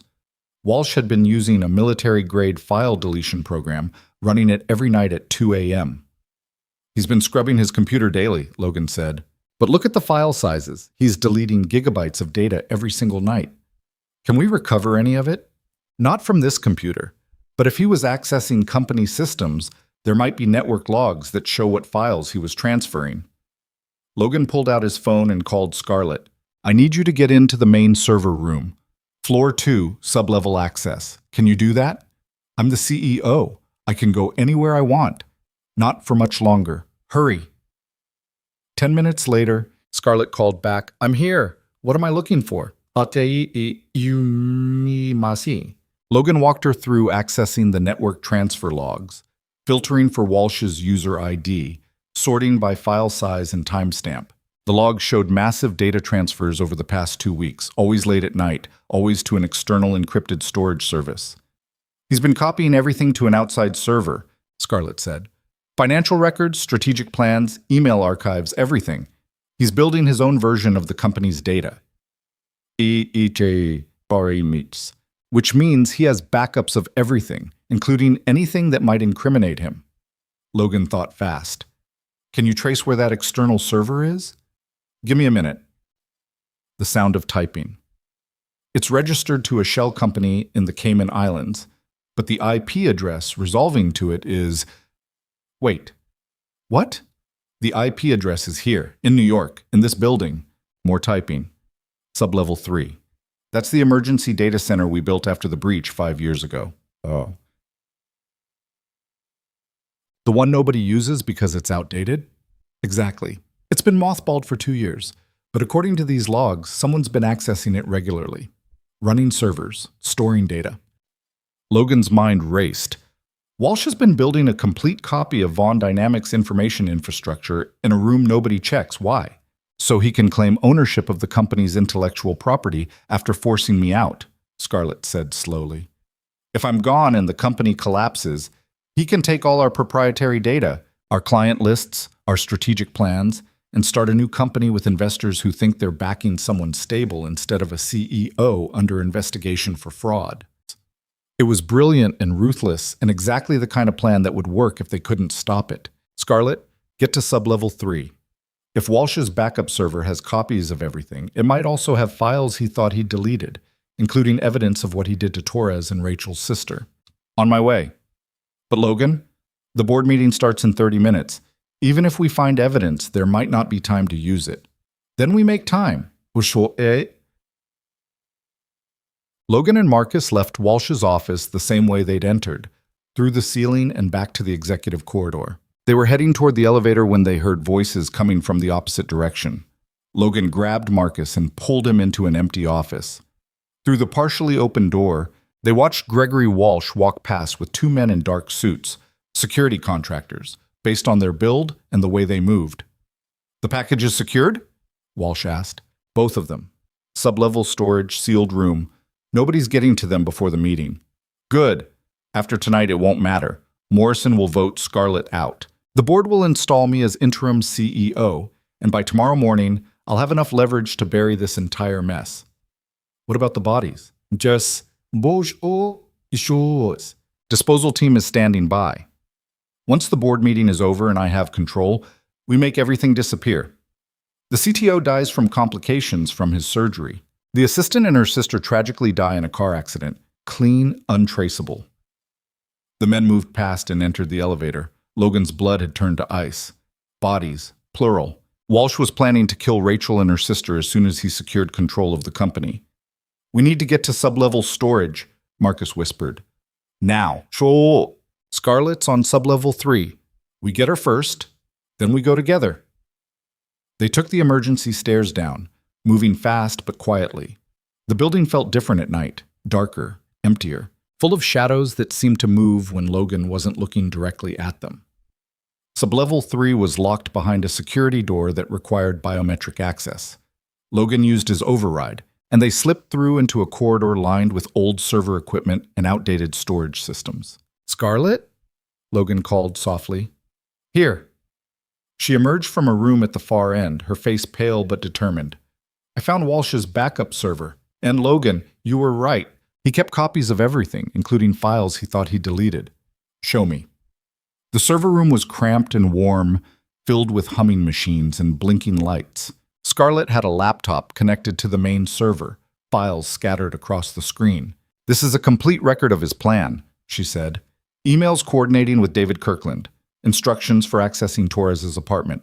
Communications with the people who kidnapped Rachel's sister. And this, she pulled up a video file. This is security footage from Torres's apartment building. Walsh entering the day. Torres was supposed to go on medical leave, Walsh leaving 3 hours later. Logan watched the video. Clear evidence of Walsh at the scene, time-stamped, impossible to deny. We need to get this to the police, Marcus said. No time. The board meeting starts in 20 minutes. Scarlett downloaded everything to a USB drive. We go to the meeting, present this evidence, and force the board to remove Walsh instead of me. Walsh is down in sub-level storage with security contractors, Logan said. He's got Rachel and her sister locked up, and he's planning to kill them as soon as the meeting is over. Scarlett's face went hard. Then we split up. You two get Rachel and Julia out. I'll go to the board meeting and stall until you can get them to safety. You can't walk into that meeting alone. Walsh might have people there ready to arrest you the minute you arrive. Then I guess I'll have to be convincing. Scarlett handed Logan the USB drive. If something happens to me, make sure this gets to the police. And make sure everyone knows that Gregory Walsh is a murderer. She left before Logan could argue, disappearing back up the stairs toward the executive floors. Logan and Marcus looked at each other. Sub-level storage? Marcus asked. Sub-level storage. They descended another level.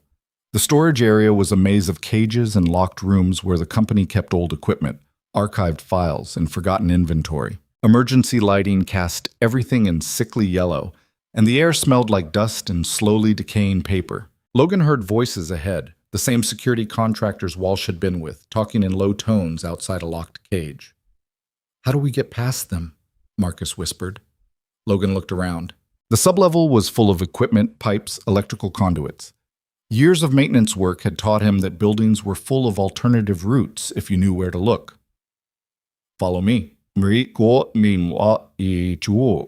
moved through the shadows between storage cages, Logan leading Marcus through a path he'd memorized from years of responding to maintenance calls in the sublevel.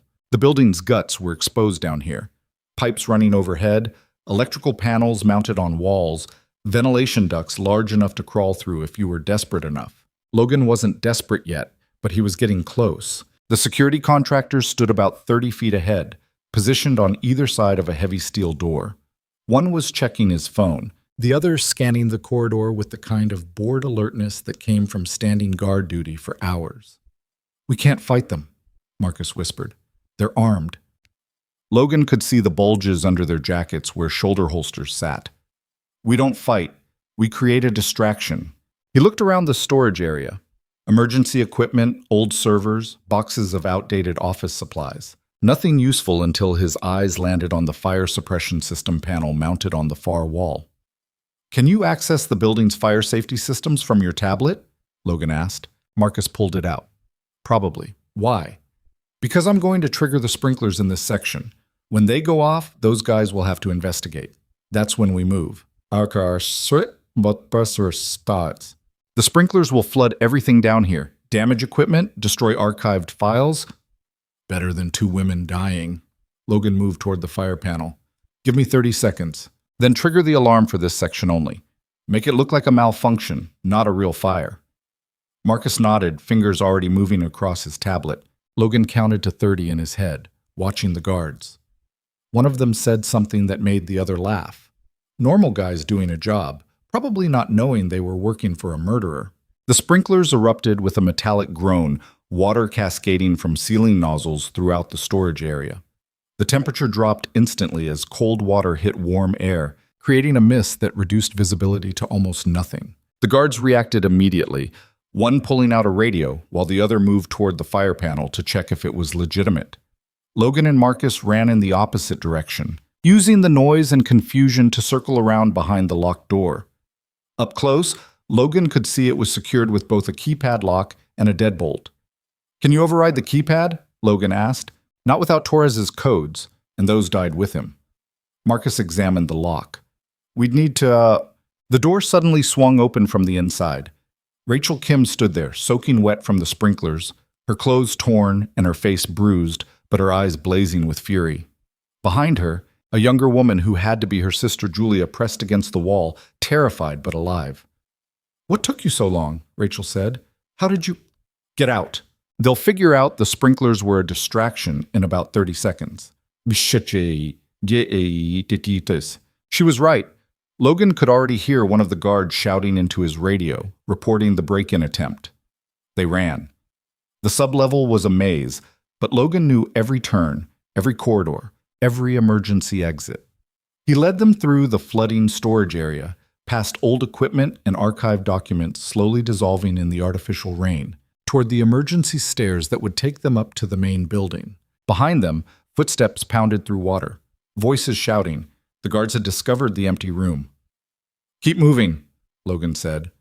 They hit the emergency stairs at a full sprint. Rachel was limping, something wrong with her left ankle, but she kept pace with a grimace of determination.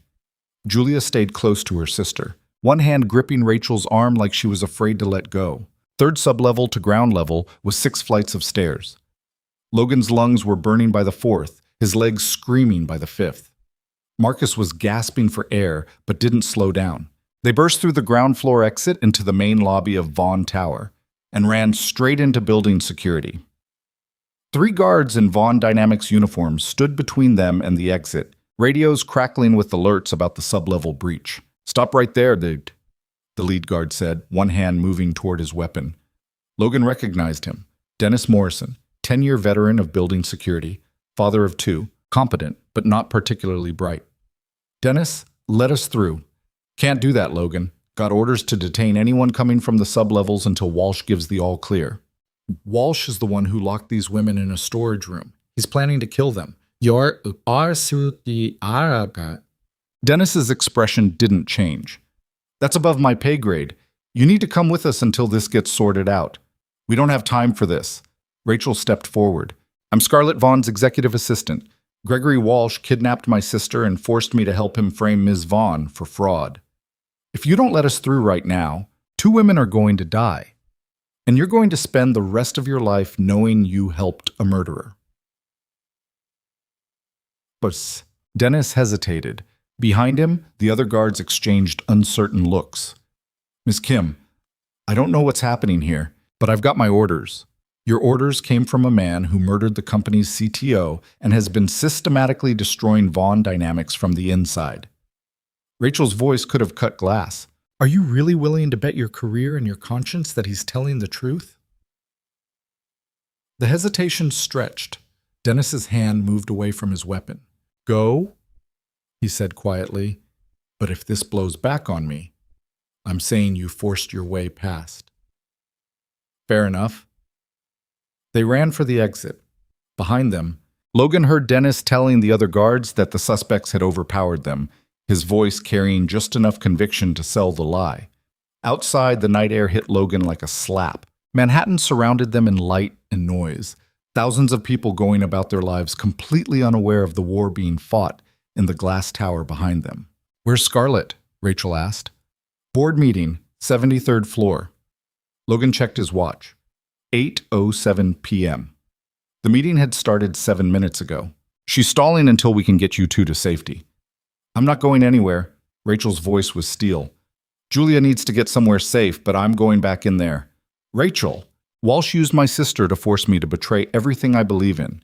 He made me steal from Scarlett, lie to people I care about, help destroy a company I spent 6 years building." Rachel's eyes were wet, but her voice stayed steady. "I'm not running. I'm going to that board meeting, and I'm going to watch him burn." Logan looked at Marcus. "Can you get Julia somewhere safe? My apartment's 15 minutes from here. She can stay there until this is over." "Whoosh." "Apasalam." Julia shook her head. "I want to see him arrested. I want to see his face when he realizes he lost." "Julia," Rachel started. "He kept me in that room for 5 days, Rachel. 5 days in the dark, with barely any food, listening to his people talk about whether they should just kill me and be done with it." Julia's voice shook but didn't break. "I'm not hiding anymore." Logan made a decision. "Everyone comes, but we go in quiet, we stay in the back of the room, and if things go wrong, you 2 run and don't look back. Deal?" They nodded. Getting back into Vaughn Tower was easier than leaving it. Dennis and his team had conveniently been called to investigate the sublevel flooding, leaving the lobby checkpoint understaffed. Logan's maintenance credentials got them through, and they took the elevator up to 73 in tense silence. The executive conference room's doors were closed, but voices carried through, raised, angry, barely controlled. Logan eased the door open just enough to see inside. The board sat around the massive glass table, 12 people who controlled billions in assets, dressed in suits that cost more than Logan made in a month. At the head of the table sat Jeffrey Morrison, the chairman, silver-haired and stern. Beside him stood Gregory Walsh, looking every inch the concerned executive trying to save a failing company. And across from them, standing alone, was Scarlett Vaughn. She looked small compared to the scale of the room, but her voice carried absolute authority. "You're asking me to step down based on forged documents and manufactured evidence. I'm asking you to give me 48 hours to prove that Gregory Walsh has been systematically sabotaging this company for months." "Scarlett, we've been through this." Morrison's voice was tired. "The SEC has opened an investigation. Our stock has dropped 17%. 3 major investors have pulled their commitments. Whether the evidence is forged or not, you've become a liability. So you're going to hand control to the man who forged the evidence in the first place? That's a serious accusation."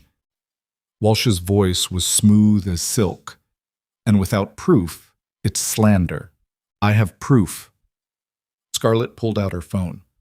"Security footage, email records, server logs showing everything you've done. Every document you altered, every system you compromised, every crime you committed." Walsh's expression didn't change, but Logan saw his hands tighten on the back of the chair he was standing behind. "Then by all means, share it with the board." Scarlett touched her phone screen. Nothing happened. She tried again, confusion crossing her face. "The files are gone?" Walsh smiled. "I had your phone's network access disabled 20 minutes ago. Remote wipe of all local storage. Whatever evidence you thought you had doesn't exist anymore." Scarlett's face went pale. "You see, this is exactly the problem." Walsh turned to the board.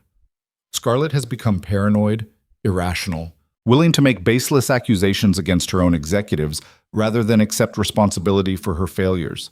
She's not fit to lead this company." "I have backups," Scarlett said, but her voice had lost some of its certainty.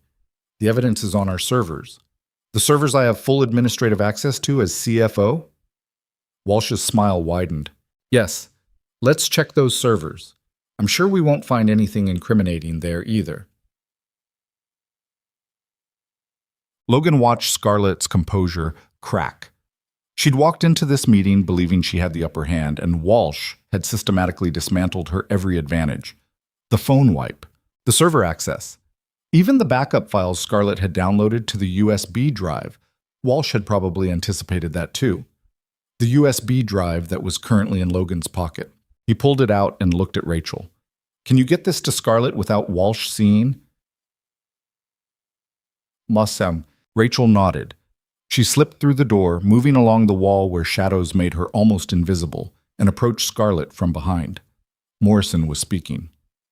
"Scarlett, I've known you for 10 years. I was your first investor, your strongest supporter. But I can't ignore what's happening. The board needs stability, and right now, you're about to make the biggest mistake of your life." Scarlett's voice was quiet, but it cut through Morrison's speech like a blade. Rachel had reached her. Logan saw her slip the USB drive into Scarlett's hand, watched Scarlett's fingers close around it without her expression changing. "The evidence I'm about to show you," Scarlett continued, "will prove that Gregory Walsh murdered Michael Torres, kidnapped and threatened my assistant's sister, and has been working with David Kirkland to systematically destroy this company from the inside." Walsh laughed. "This is desperate, even for you, Scarlett. Is it?" Scarlett moved to the room's presentation system and plugged in the USB drive. "Then you won't mind if I show everyone what you've been doing." The screen behind her flickered to life. Security footage appeared. Walsh entering Michael Torres' apartment building, time-stamped and clear. Then emails coordinating with David Kirkland, server logs showing massive data transfers to the external storage facility. Communications with the people who'd kidnapped Julia Kim. The board members leaned forward, watching in stunned silence. Walsh's smile finally slipped. This is fabricated. Anyone with basic video editing software could fake the metadata embedded in these files? Scarlett pulled up technical details that Logan had helped her compile. Could forge access logs that match timestamps with our physical security systems? Could manufacture email headers that authenticate against our corporate servers? What? Your CFO, one of the board members said slowly, looking at Walsh. You'd have the technical access to do everything she's describing, which is exactly why this is so convenient. Walsh's voice stayed calm, but Logan could see sweat beginning to form on his forehead. She's framing me to save herself. Then explain this. Scarlett played the video footage from Torres's apartment building. Walsh entering. 3 hours passing. Walsh leaving, this time carrying a laptop bag he hadn't had when he arrived. I was checking on him. Michael was a friend. He was recovering from surgery. He was dead. Scarlett's voice was ice. The coroner's preliminary report, which I received an hour ago after we reported finding his body, puts his time of death at approximately the same time as your visit. You killed him, Gregory. You killed him and used his credentials to access company systems. The room went absolutely silent. Morrison looked at Walsh, then at Scarlett, then back at Walsh. Gregory? This is insane. Walsh moved toward the door. I'm not going to sit here and be accused of murder based on circumstantial evidence and forged documents. Stop right there. Morrison's voice carried absolute authority. If you leave this room before we've finished reviewing this evidence, I'll consider it an admission of guilt. Walsh stopped. Show us everything, Morrison said to Scarlett. For the next 15 minutes, Scarlett walked the board through Walsh's entire plan. The timeline of sabotage, the forged financial documents, the kidnapping of Julia Kim, the murder of Michael Torres. Each piece of evidence built on the last, creating a picture that was impossible to deny. Logan watched Walsh's face transform from confident to desperate to cornered. The man was brilliant and ruthless, but he'd made one critical mistake. He'd assumed Scarlett would be alone and unprepared when she walked into this meeting. He hadn't counted on a maintenance worker who knew the building better than anyone, a systems engineer willing to risk his career to find the truth, and an executive assistant who'd spent 5 days planning revenge against the man who'd used her sister as leverage. When Scarlett finished, Morrison turned to Walsh. Do you have any response to these allegations? Walsh was silent for a long moment. Then he smiled, a different smile than before, colder, and somehow more honest.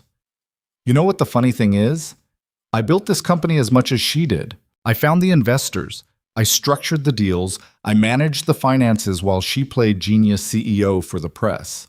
His eyes fixed on Scarlett, but you were never going to let me take it public. Never going to let me cash out my equity. Never going to give me credit for anything because you needed everyone to believe you did it all yourself. Dictators. So you decided to destroy it? Scarlett's voice was quiet. Kill people? Ruin lives?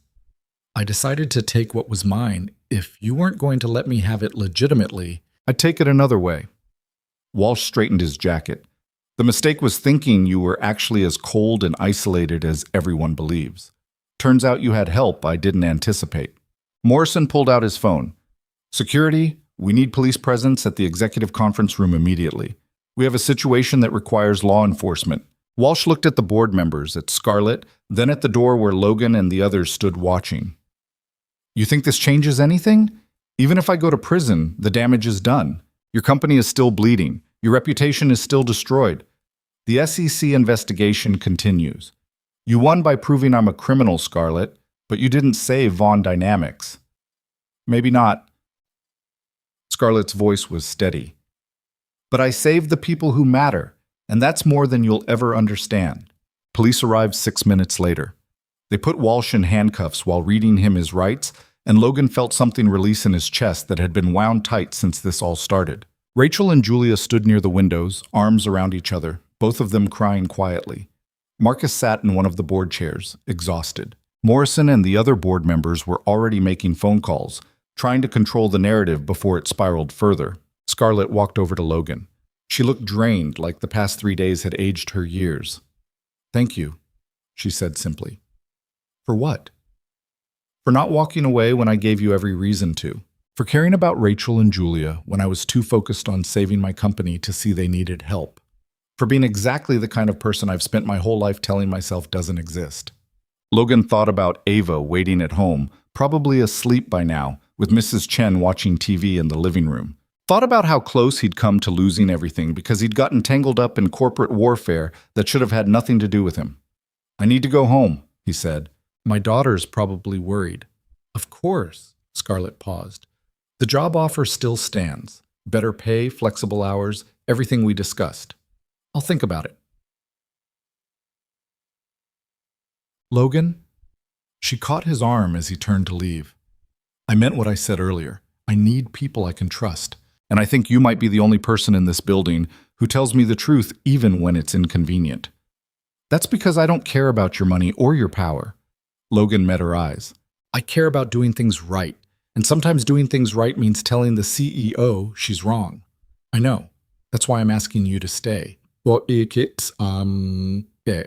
Logan looked at her, this woman who'd built an empire through ruthless intelligence and was now standing in the wreckage of that empire, asking a maintenance worker for help rebuilding it into something better. "I'll think about it," he said again. But this time, he meant maybe instead of no. He left Vaughn Tower at 9:34 p.m. and took the subway home through a city that felt different than it had this morning. Quieter somehow. Or maybe he was just too exhausted to notice the noise. Mrs. Chen was still awake when he got home, watching a Korean drama with subtitles. "She did good at school," Mrs. Chen said in her careful English. "Very excited about Science Award. Thank you for staying so late." "It's okay. You look tired, Logan. Very tired. Long day at work." After Mrs. Chen left, Logan checked on Ava. She was asleep with her science fair ribbon still pinned to her pajamas, one hand clutching the stuffed rabbit Sarah had given her before she died. Logan sat on the edge of her bed and just looked at her for a long time. 8 years old, smart, resilient, kind. Everything good that remained in his life after Sarah's death had tried to take it all away. "I love you, baby," he whispered. "More than any job, any company, anything." Ava stirred but didn't wake. Logan's phone buzzed. Text from Scarlett. "The board is officially clearing me of wrongdoing. Walsh is being charged with murder, kidnapping, fraud, and conspiracy. The SEC investigation will continue, but preliminary review suggests the forged documents are obvious enough to dismiss. We'll survive this." Another text came through. "Thank you for everything." Logan typed back, "Take care of Rachel and her sister. They went through hell for you." The response was immediate. "Already done. Full medical care, paid leave, and a bonus that should cover Julia's therapy bills for the next year." Logan smiled despite his exhaustion. Maybe Scarlett Vaughn was learning something after all. He fell asleep on the couch, still in his clothes, the city humming beyond the windows, and dreamed of nothing at all. The next morning, Logan woke to Ava standing over him with a concerned expression. "Dad, you slept in your work clothes. Are you sick?" "Was just tired, baby." Logan sat up, his back protesting from the night on the couch. "What time is it?" 7:30. "I made myself breakfast. Cereal and orange juice." "You're getting too independent for your own good. Someone has to be." But Ava smiled when she said it. "Dad, are things okay at work? You've been different the past few days." Logan thought about how to answer that. Work was complicated, but it's better now. "Good, because I was worried." "You shouldn't have to worry about me." "But I do. Because we're a team, remember?" Ava sat beside him on the couch. "You and me against the world." "You and me against the world," Logan repeated, pulling her into a hug. "Always." His phone rang. Scarlett. Logan almost didn't answer, but Ava was watching him with curious eyes, so he did. "Logan, I need you at the office. Now." "Was not I worked a triple shift yesterday. I'm taking the day." "This isn't about work." Scarlett's voice was different, uncertain, almost vulnerable. "The press is outside the building, cameras everywhere, reporters shouting questions. I have to give a statement in 2 hours about everything that happened, and I don't know how to do this without sounding like the ice queen everyone already thinks I am. Hire a PR person. I have 3 PR people. They're all telling me to stick to the script, show no emotion, project strength and confidence. A pause. But that's not what people need to hear, is it? After everything that happened, after Walsh's betrayal and the murders and the conspiracy, people don't need to see strength. They need to see something real. Logan understood what she was asking. You want me to tell you how to be human in front of cameras? Yet, I want you to tell me the truth about what you'd want to hear if you were watching. Because I don't know, Logan. I've spent so long being the person everyone fears that I don't remember how to be the person anyone would trust. Ava was still watching him, her expression curious and intelligent. Logan made a decision. I'll come in, but I'm bringing my daughter. It's Saturday, and I'm not leaving her alone. That's fine. Rachel's bringing Julia. We're ordering lunch for everyone. The executive floor is basically a refugee camp right now. We'll be there in an hour. After Logan hung up, Ava looked at him with barely contained excitement. I get to see where you work? Just for a little while, and you have to promise to be on your best behavior. I'm always on my best behavior. That's what worries me. They took the subway to Vaughan Tower, Ava bouncing with excitement the whole way. When they arrived, the press presence Scarlett had mentioned was even worse than Logan had imagined. News vans lined the street, cameras set up on tripods, reporters doing stand-ups in front of the building's entrance. Wow, Ava whispered. Your boss must be really important. She is, but she's also just a person. Remember that. They used the employee entrance to avoid the press. Dennis was on duty at security, and he nodded at Logan with new respect. Heard you're the one who figured out what Walsh was doing, Dennis said. Team effort. Still, takes guts to go against a guy like that. Dennis processed their entry badges. Your daughter? Ava. Ava, this is Dennis. He works building security. Ava shook Dennis's hand very seriously. Nice to meet you.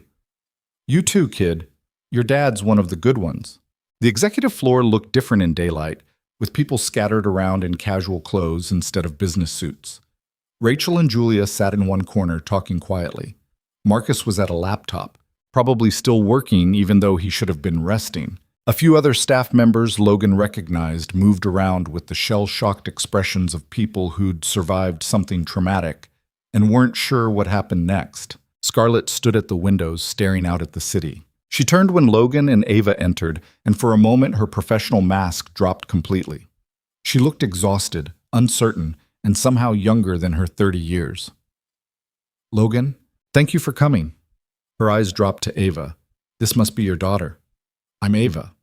Ava stepped forward with more confidence than Logan had expected. Dad says you're having a hard time and need help figuring out what to say to people. Scarlett blinked, clearly caught off guard by the directness. That's one way to put it. He also says you're really smart, but sometimes you forget that being strong doesn't mean being mean. Logan wanted to sink through the floor. Ava, it's okay. Scarlett crouched down to Ava's level. Your dad is right about that. I do forget sometimes. What else did he tell you? This. That everyone's scared of you, but maybe you're just scared of them. Ava tilted her head, studying Scarlett with unnerving intensity. Are you? Scared, I mean. The question hung in the air. Scarlett looked at Logan, then back at Ava. Yes, I'm terrified. Of what? Of trusting people who might hurt me. Of losing everything I've worked for. Of being alone. Scarlett's voice was barely above a whisper. Of becoming my father. Ava thought about this. My mom died when I was 6. For a long time I was scared I'd forget what she looked like, or that I'd remember her wrong and it would be like losing her twice. Scarlett's eyes went bright with unshed tears. But Dad told me that we get to choose what we remember and what we become. Just because bad things happen doesn't mean we have to let them turn us into bad people. Ava shrugged. I think you should tell the reporters that. Scarlett stayed crouched there for a long moment, staring at this 8-year-old girl who just delivered more wisdom than 3 PR consultants combined. Then she did something Logan had never seen her do before. She laughed. Not the cold, calculated sound she used in board meetings, but something genuine and surprised. "You're absolutely right," Scarlett said. "That's exactly what I should tell them." Ava beamed. "Can I watch? When you talk to the reporters?" Imam. "Ava," Logan started, but Scarlett held up a hand. "I'd like that, actually, if it's okay with your dad." She stood, looking at Logan with an expression he couldn't quite read. "Having someone honest nearby might keep me from reverting to Ice Queen mode." "Please, Dad?" Ava's eyes went wide with hope. "I promise I'll be quiet." Logan wanted to say no. Wanted to keep Ava far away from corporate disasters and media circuses. But he dragged her into this morning already. And there was something in Scarlett's face that suggested she genuinely needed the reminder of what normal human connection looked like. "Fine. But you stay with me the whole time. And if I say we're leaving, we leave. No arguments." "Deal." Rachel approached, Julia hovering behind her like a shadow. "Scarlett, the press conference is in 90 minutes. We should go over your statement." "I'm throwing out the statement, all of it." Rachel's composure cracked. "What? Scarlett, we spent 3 hours." Mosa. "I know, and it's perfect corporate speak that says absolutely nothing real." Scarlett moved to the conference table where printed drafts of the statement lay scattered. People don't need another CEO apologizing for a crisis. They need to understand what actually happened and why they should believe we've fixed it. The lawyers specifically said not to admit wrongdoing. "I'm not admitting wrongdoing. I'm admitting that I built a company culture where people were too afraid to tell me the truth, which created conditions where someone like Walsh could operate for months without being caught." Scarlett's voice was firm. "That's on me. Not the fraud, not the murder, but the environment that made it possible." Marcus looked up from his laptop. "The board's going to hate this. The board spent last night trying to force me out. Right now, I don't particularly care what they hate."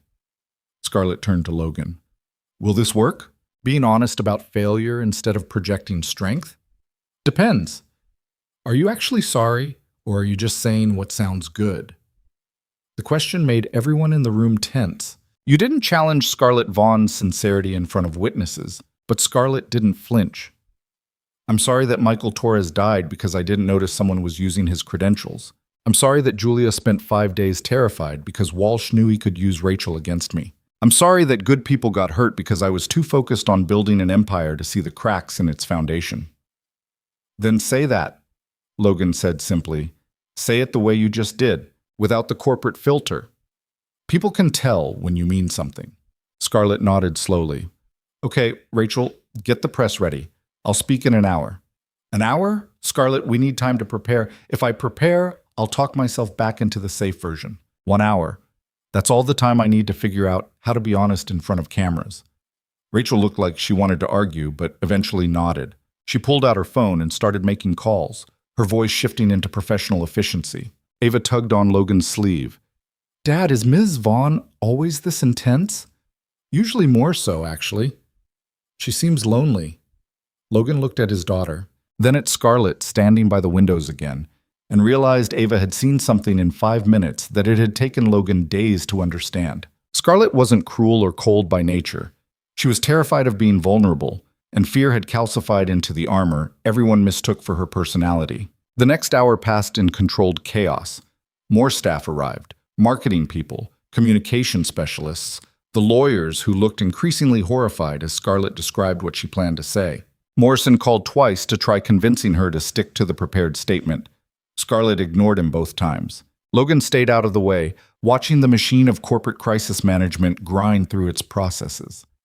Ava sat beside him, fascinated by everything, asking whispered questions about who people were and what they did. "That lady with the tablet looks stressed," Ava observed, pointing at Rachel. "She's had a rough week." "Because of the bad man who hurt her sister?" "Yeah." Ava was quiet for a moment. "It's good he got arrested. Bad people should have consequences." "They should. Doesn't always work that way, but they should." Julia appeared beside them, moving with the hesitant body language of someone still processing trauma. "Is this your daughter?" "Ava, this is Julia, Rachel's sister." "Hi." Ava's usual confidence dimmed slightly, like she could sense Julia's fragility. Are you okay? Dad said someone was mean to you. Someone was very mean. But I'm safe now. Julia sat in the chair next to Ava. Your dad helped rescue me. Did he tell you that? Dad doesn't talk about work much. He says boring maintenance stuff isn't interesting. Your dad saved my life. That's pretty interesting. Ava looked at Logan with new eyes. You saved her? Marcus and I both did. Team effort. Dad always says that, even when he's the one who does the hard part. Ava turned back to Julia. Were you scared?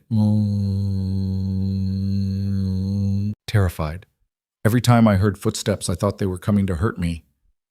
Julia's voice shook slightly. But I kept thinking about my sister. How she wouldn't stop looking for me. How she'd do anything to keep me safe. Like how Dad would do anything to keep me safe. Exactly like that. Logan felt something tighten in his chest. He'd spent the past 3 days thinking about the big picture. Stopping Walsh, saving the company, protecting innocence. But he'd never stopped to think about what it meant that Ava went to bed every night trusting that her father would always come home, would always choose her first, would never let anything happen to her. Sarah used to say that being a parent meant carrying someone else's entire world on your shoulders and pretending it didn't weigh anything. Logan understood that now more than ever. Rachel's voice cut through his thoughts. Scarlett, it's time. The press conference would happen in the building's main lobby, where floor-to-ceiling windows let natural light flood the space and camera crews could set up properly. Scarlett, Rachel, and the legal team took the elevator down first. Logan, Ava, Marcus, and Julia followed in the next car. When the doors opened, Logan immediately understood why Scarlett had been nervous. At least 40 reporters packed the lobby, cameras mounted on tripods, microphones clustered around a small podium that had been set up near the windows.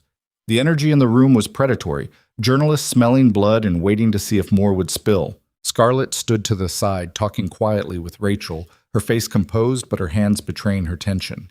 She kept touching her watch, twisting it slightly, then forcing herself to stop. She's really nervous, Ava whispered. Wouldn't you be? Probably, but she's going to be brave anyway, right? That's the idea.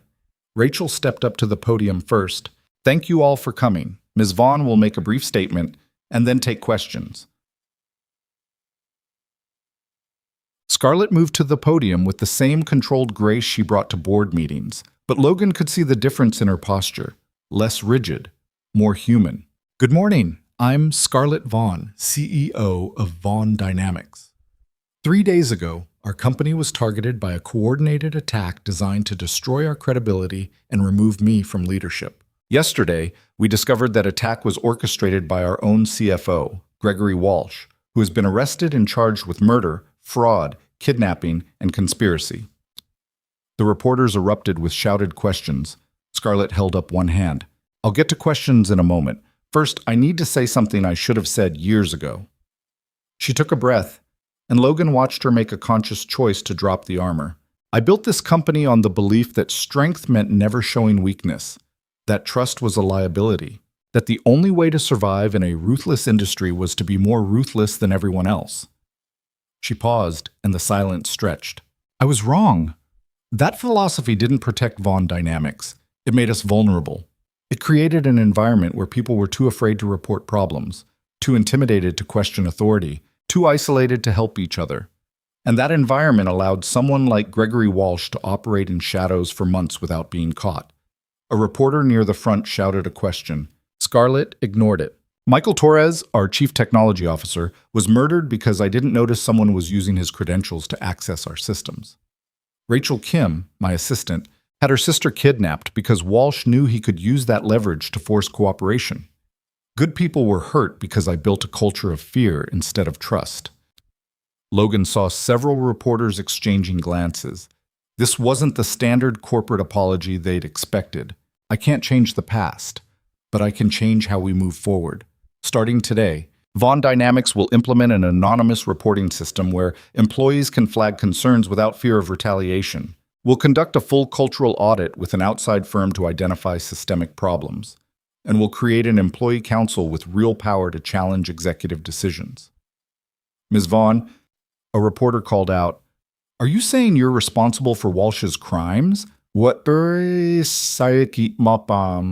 saying I'm responsible for creating conditions where those crimes were possible. Walsh is responsible for his actions, but I'm responsible for the company he was able to manipulate. Will you resign? No. I'm going to stay and fix what I broke. Scarlett's voice was firm.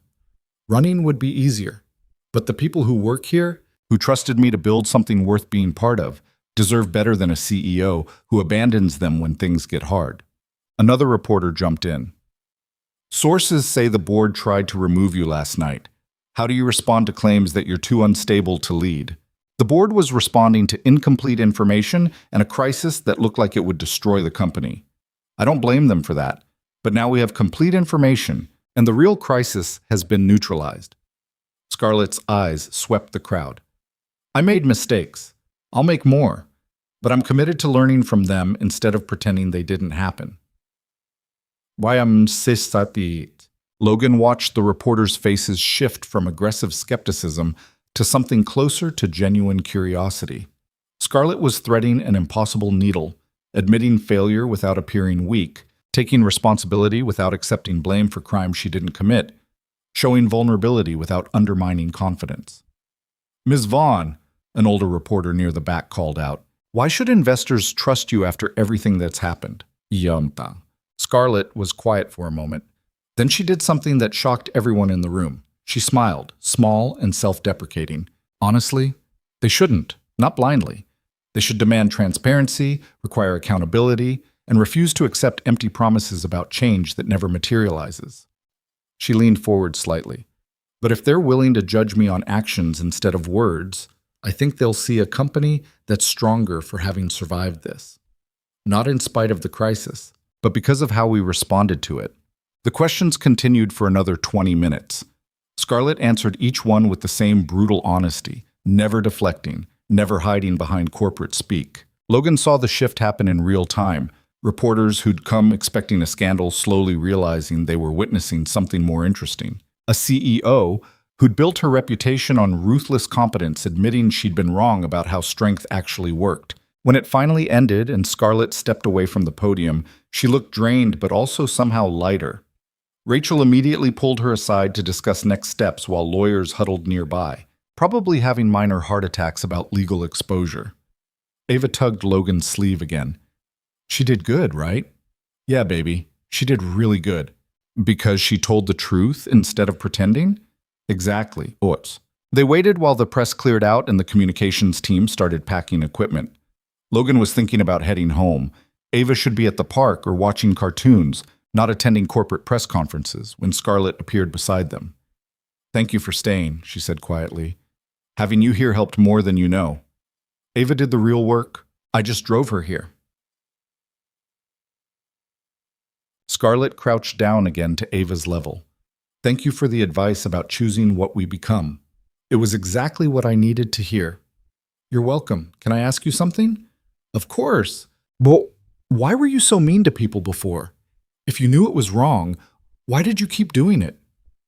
The question was so direct that Logan started to intervene, but Scarlett shook her head. Because I thought being mean kept me safe. If people were afraid of me, they couldn't hurt me. Scarlett's voice was soft. I didn't understand that making people afraid just meant I was alone when I actually needed help. That's sad. It was, but I'm trying to do better now. Good. Because my dad says you're smart enough to fix things if you actually try. Ava paused. He also says you pay him too much, which doesn't make sense to me because we still have to eat pasta 4 nights a week. Logan closed his eyes in embarrassment. Ava, Scarlett laughed, that same genuine sound from earlier. Your dad hasn't accepted my job offer yet, but when he does, I promise the salary will include a budget for variety and dinner options. When he does? Logan said. Pretty confident. I'm learning to hope instead of assume. There's a difference. Scarlett stood. But I meant what I offered. Systems engineer, flexible hours, benefits that include tuition coverage for dependents. Tuition coverage? Private school if you want it, or public school with supplemental education programs. Your choice. Scarlett looked at Ava. You're bright. You should have access to opportunities that let you grow. Ava's eyes went wide. Dad, I could go to the school that has the science program. The one we drove past that one time with all the equipment. I know which one. Logan's mind raced. Better schools meant better opportunities, meant Ava could actually have choices he'd never been able to give her. But it also meant staying tangled up with Scarlett Vaughn and Vaughn dynamics, and a world where people got murdered over corporate control. Can I think about it? Logan asked. Take all the time you need. The offer stands regardless of how long you take to decide. Rachel approached with her phone. Scarlett, Morrison wants to schedule an emergency board call. He says the press conference was either brilliant or catastrophic depending on how the market reacts. And he needs to know your next moves before trading opens Monday. Tell him I'll call in an hour. I need coffee first and possibly actual food. Scarlett looked at Logan and Ava.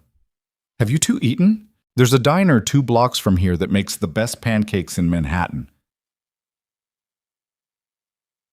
Logan knew he should decline, should take Ava home, should put distance between them and this entire situation. But Ava was looking at him with such hope, and Scarlett was looking at him with something that might have been loneliness. And Logan was discovering that sometimes doing the right thing meant accepting help instead of insisting on handling everything alone. Pancakes sound good, he said. The diner was exactly what Scarlett had promised. A cramped space with vinyl booths, formica tables, and waitresses who'd probably been working there since before Logan was born. They squeezed into a corner booth, Ava next to Logan and Scarlett across from them. A waitress appeared immediately. What'll it be? Chocolate chip pancakes, Ava said. And orange juice. Same, but coffee instead of juice, Logan added. Scarlett studied the menu. What do you recommend? Mom. The waitress looked at her like she'd grown a second head. Hun, everything here is good. That's why people come. Then I'll have whatever he's having. Scarlett handed back the menu.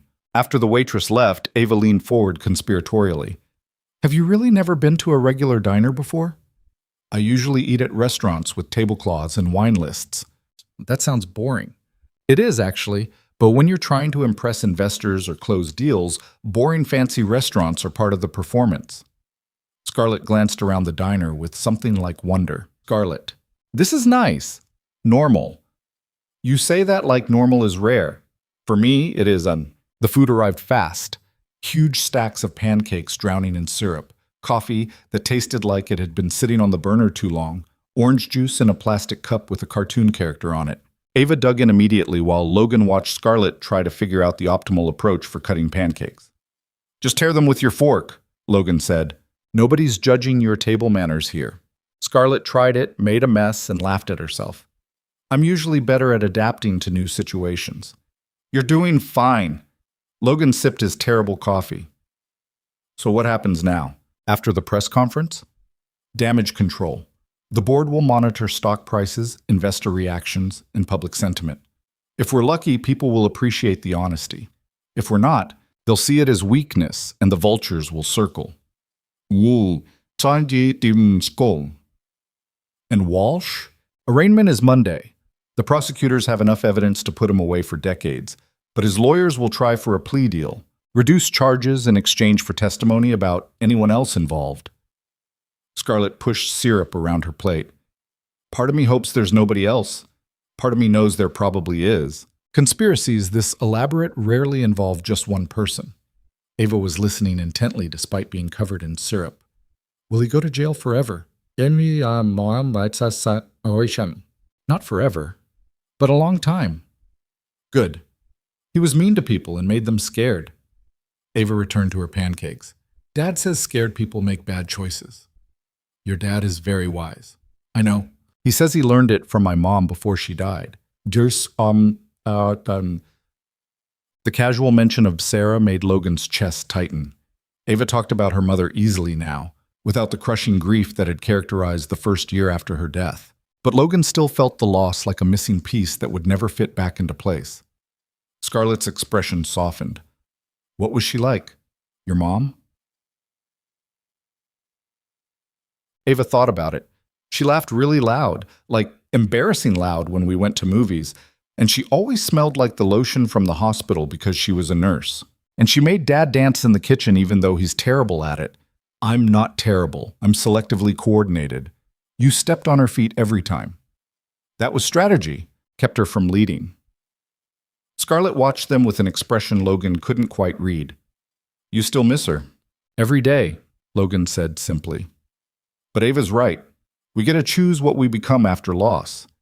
I could have let grief turn me bitter, or I could use it to remember what matters. Which is? This. Logan gestured at the diner, at Ava, at the simple moment of eating breakfast together. People you care about. Time that isn't measured in productivity. Remembering that all the success in the world doesn't mean anything if you're alone when it matters. Scarlett was quiet for a long time. When she finally spoke, her voice was barely above a whisper. I've been alone since I was 16. My father was a corporate raider who taught me that trust was weakness and sentiment was liability.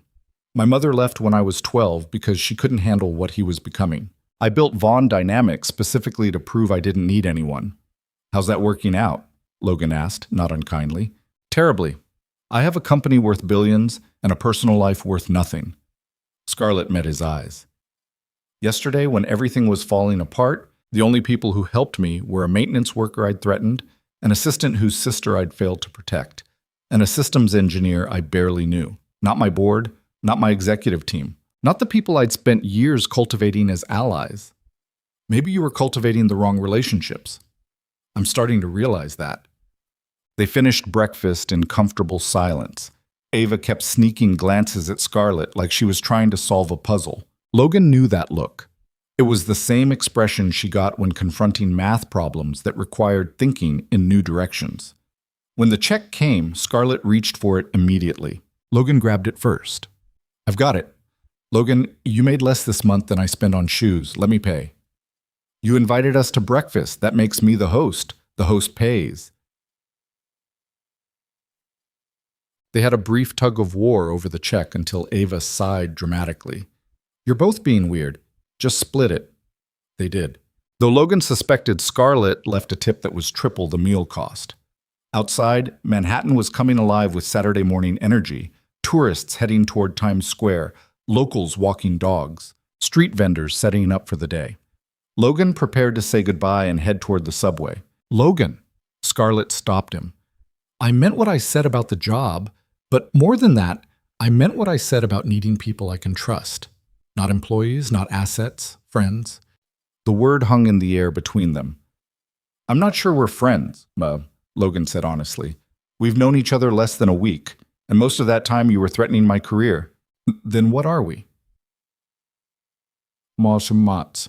Logan thought about it. Two people who survived something intense together. What we become after that is up to both of us. Scarlett nodded slowly. I'd like to find out, if you're willing. I'll think about it, Logan said for the third time. But now it meant maybe we can find a way to make this work, instead of I'm looking for a polite exit. They parted at the subway entrance, Scarlett heading back toward Vaughn Tower and Logan taking Ava downtown toward home. On the train, Ava leaned against his shoulder. I like her, Ava said quietly. She's trying really hard to be better. Yeah, she is. Are you going to take the job? What do you think I should do? Ava considered it with the seriousness she brought to all important decisions. I think you should do what makes you happy. You spend a lot of time making sure I'm happy. You should have that too. Logan pulled her closer. You make me happy. I know, but you could have more than just me. You could have friends and a job you like, and maybe someday someone who makes you dance in the kitchen again. Is that what this is? Matchmaking? No. Ms. Vaughn is sad like you're sad sometimes. I just think maybe sad people should help each other be less sad. Out of the mouths of children came truths that adults spent years avoiding. Logan kissed the top of Ava's head and decided that maybe, just maybe, it was time to stop running from complications and start figuring out how to live with them. The rest of the weekend passed quietly. Logan took Ava to the park, helped her with homework, and tried not to obsess over the decision he needed to make. By Sunday evening, he'd checked news coverage of Scarlett's press conference approximately 50 times and watched the stock market predictions for Vaughn Dynamics opening Monday. The consensus seemed to be cautiously optimistic. Scarlett's honesty had surprised people, and surprised people tended to give second chances. Monday morning, Logan dropped Ava at school and stood at the subway entrance for a long moment, trying to decide which direction to go. Toward Queens and his regular maintenance shift, or toward Manhattan and a job that would change everything. His phone buzzed. Text from Marcus. Walsh's arraignment is this morning. Scarlett asked if you wanted to be there. No pressure, but she looks like she could use friendly faces in the room. Logan stared at the message. He could ignore it, could claim he didn't see it, could maintain the distance he'd been trying to preserve. Or he could show up for someone who needed help, the same way she'd eventually shown up for Rachel and Julia and everyone else Walsh had tried to hurt. Logan got on the train heading toward Manhattan. The courthouse was everything courthouses always were. Marble floors, high ceilings, and the institutional smell of too many people processing too much injustice. Logan found Marcus waiting outside the courtroom, looking uncomfortable in a suit that was probably new. You came, Marcus said, surprised.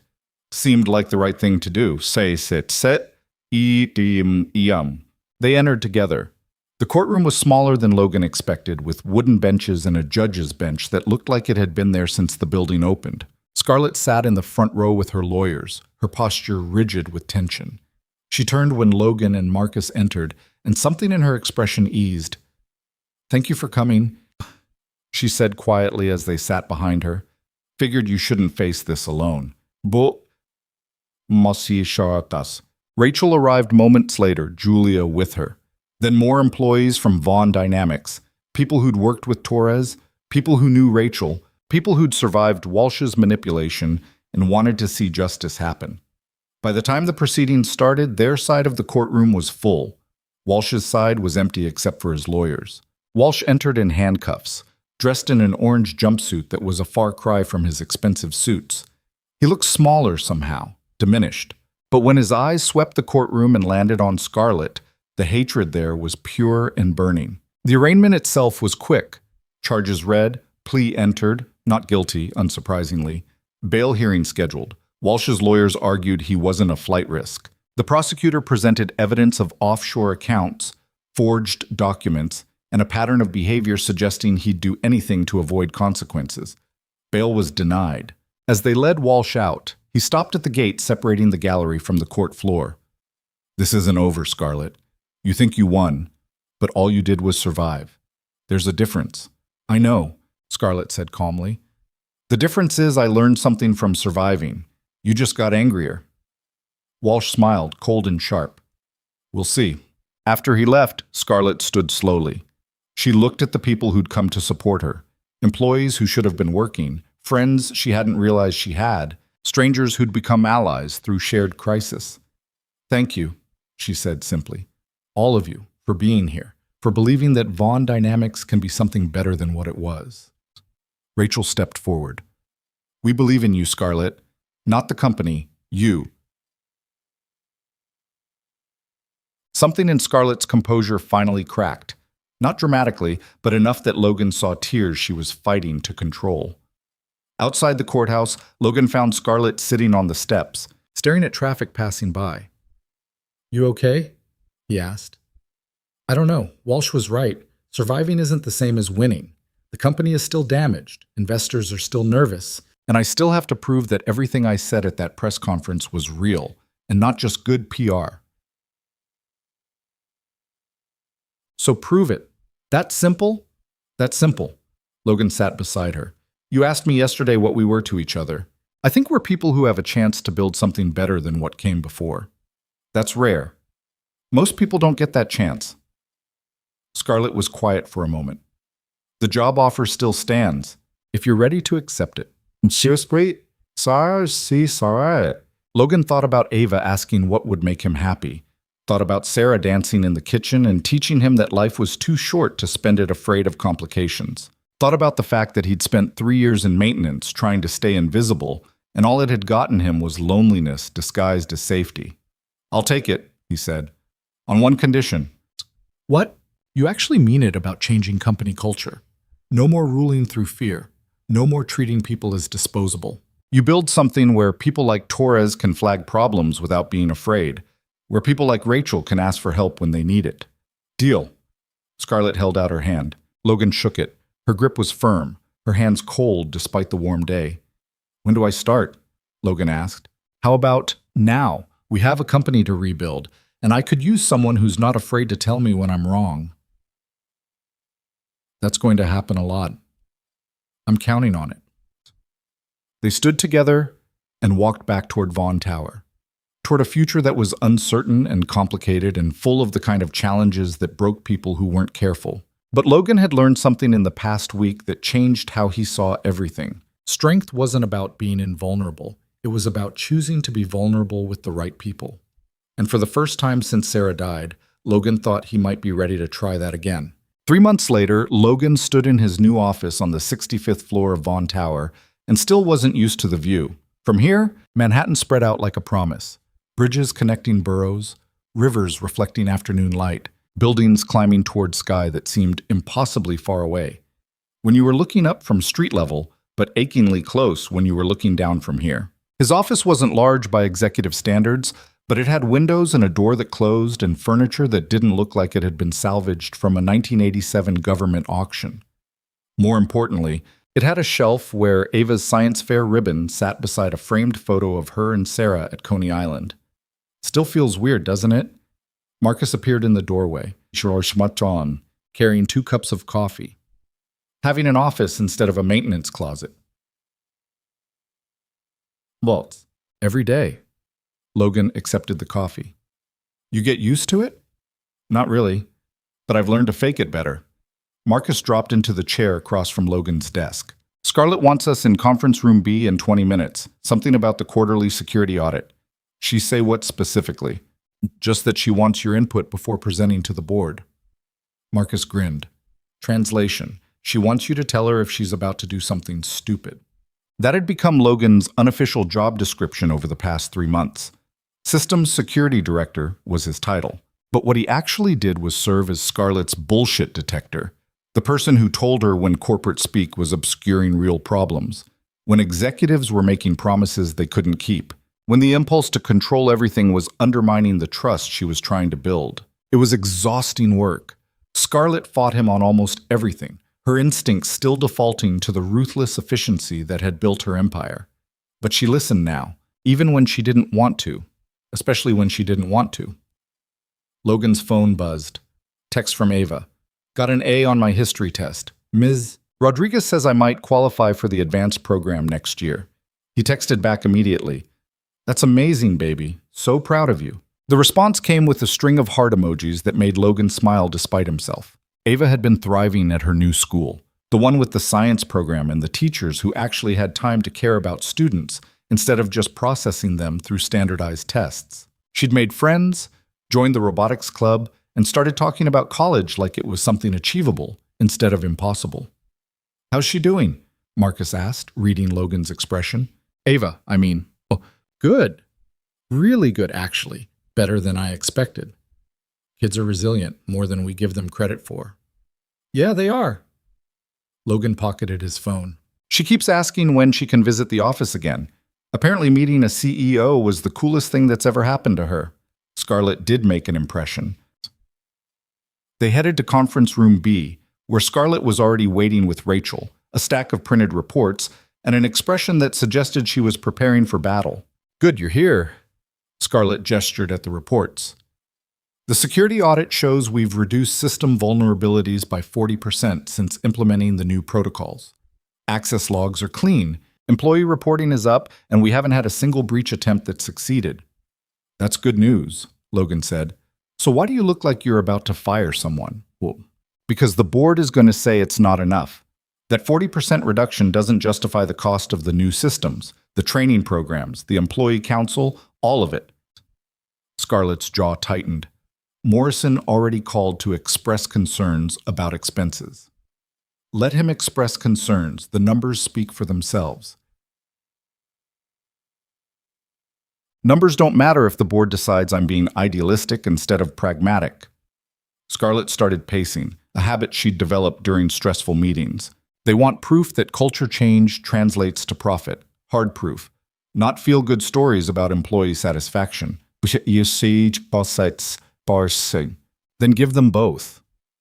Logan pulled up a presentation on his tablet. Marcus and I ran analysis on productivity metrics before and after the changes. Employee retention is up 18%, sick days are down, project completion rates improved, and customer satisfaction scores are the highest they've been in 5 years. Scarlett stopped pacing. You have data showing culture change improves business outcomes? We have data showing that when people aren't terrified of making mistakes, they work better. Crazy concept, I know. Rachel laughed quietly. Logan, you've been here 3 months and you talk to her like you've known her for years. Someone has to. Otherwise, she spirals into worst-case scenarios and forgets she's actually good at this.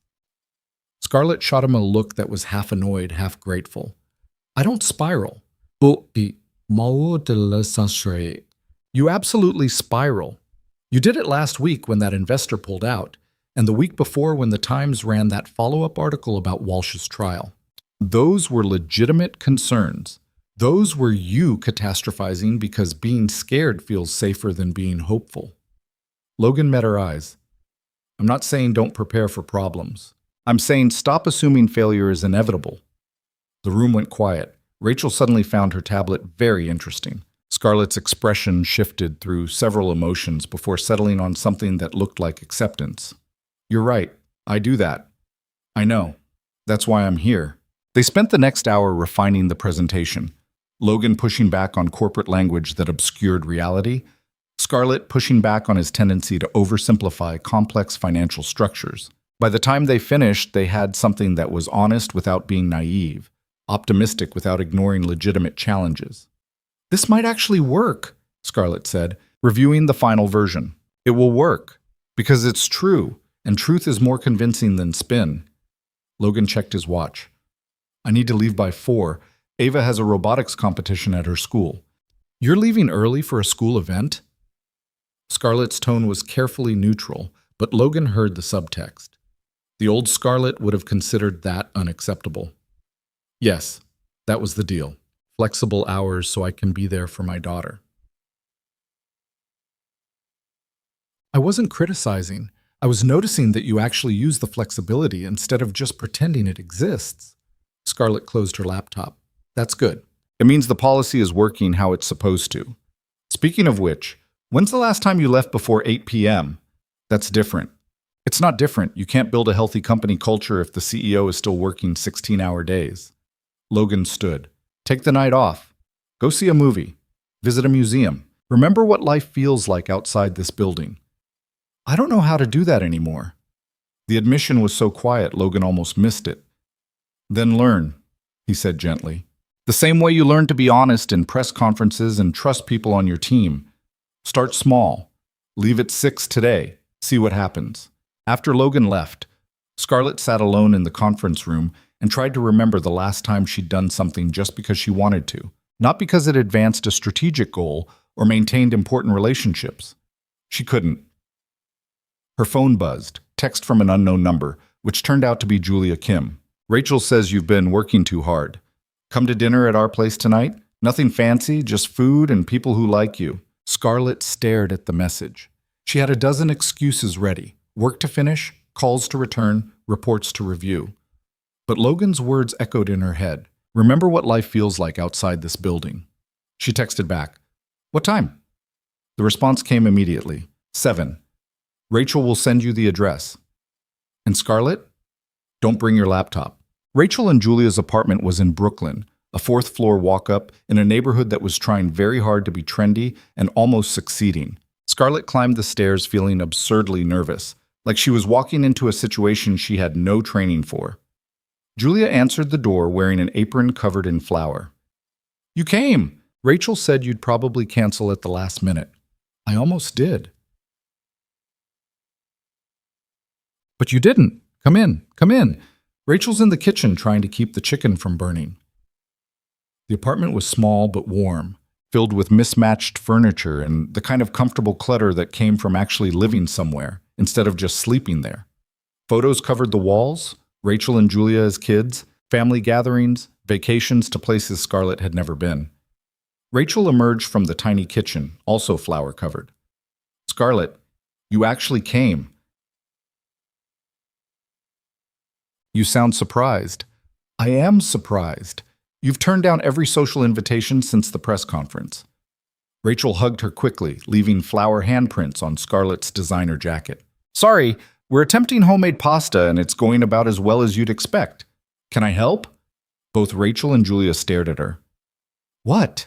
Scarlett asked. You cook? Julia said. I used to. Before the company. Before everything.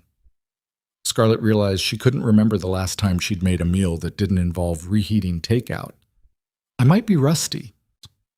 They put her to work chopping vegetables while Rachel managed the pasta and Julia handled the sauce. It was chaotic and loud, flour everywhere, Rachel swearing when the pasta stuck together, Julia laughing at both of them. Scarlett felt completely out of place and somehow exactly where she needed to be. So, Julia said while stirring sauce, Rachel says you and Logan are getting along better. We work well together. That's not what I asked. Scarlett focused very intently on dicing tomatoes. What did you ask? Whether you're getting along, like as people, not just coworkers. Julia's grin was mischievous. Because Rachel says you smile more when he's around. I do not. You absolutely do, Rachel confirmed. It's subtle, but it's there. You're less tense, more willing to laugh at yourself. That's called professional growth, not... Scarlett stopped, realizing what they were implying. Logan and I are colleagues, friends, maybe, that's all. Sure. Julia didn't sound convinced.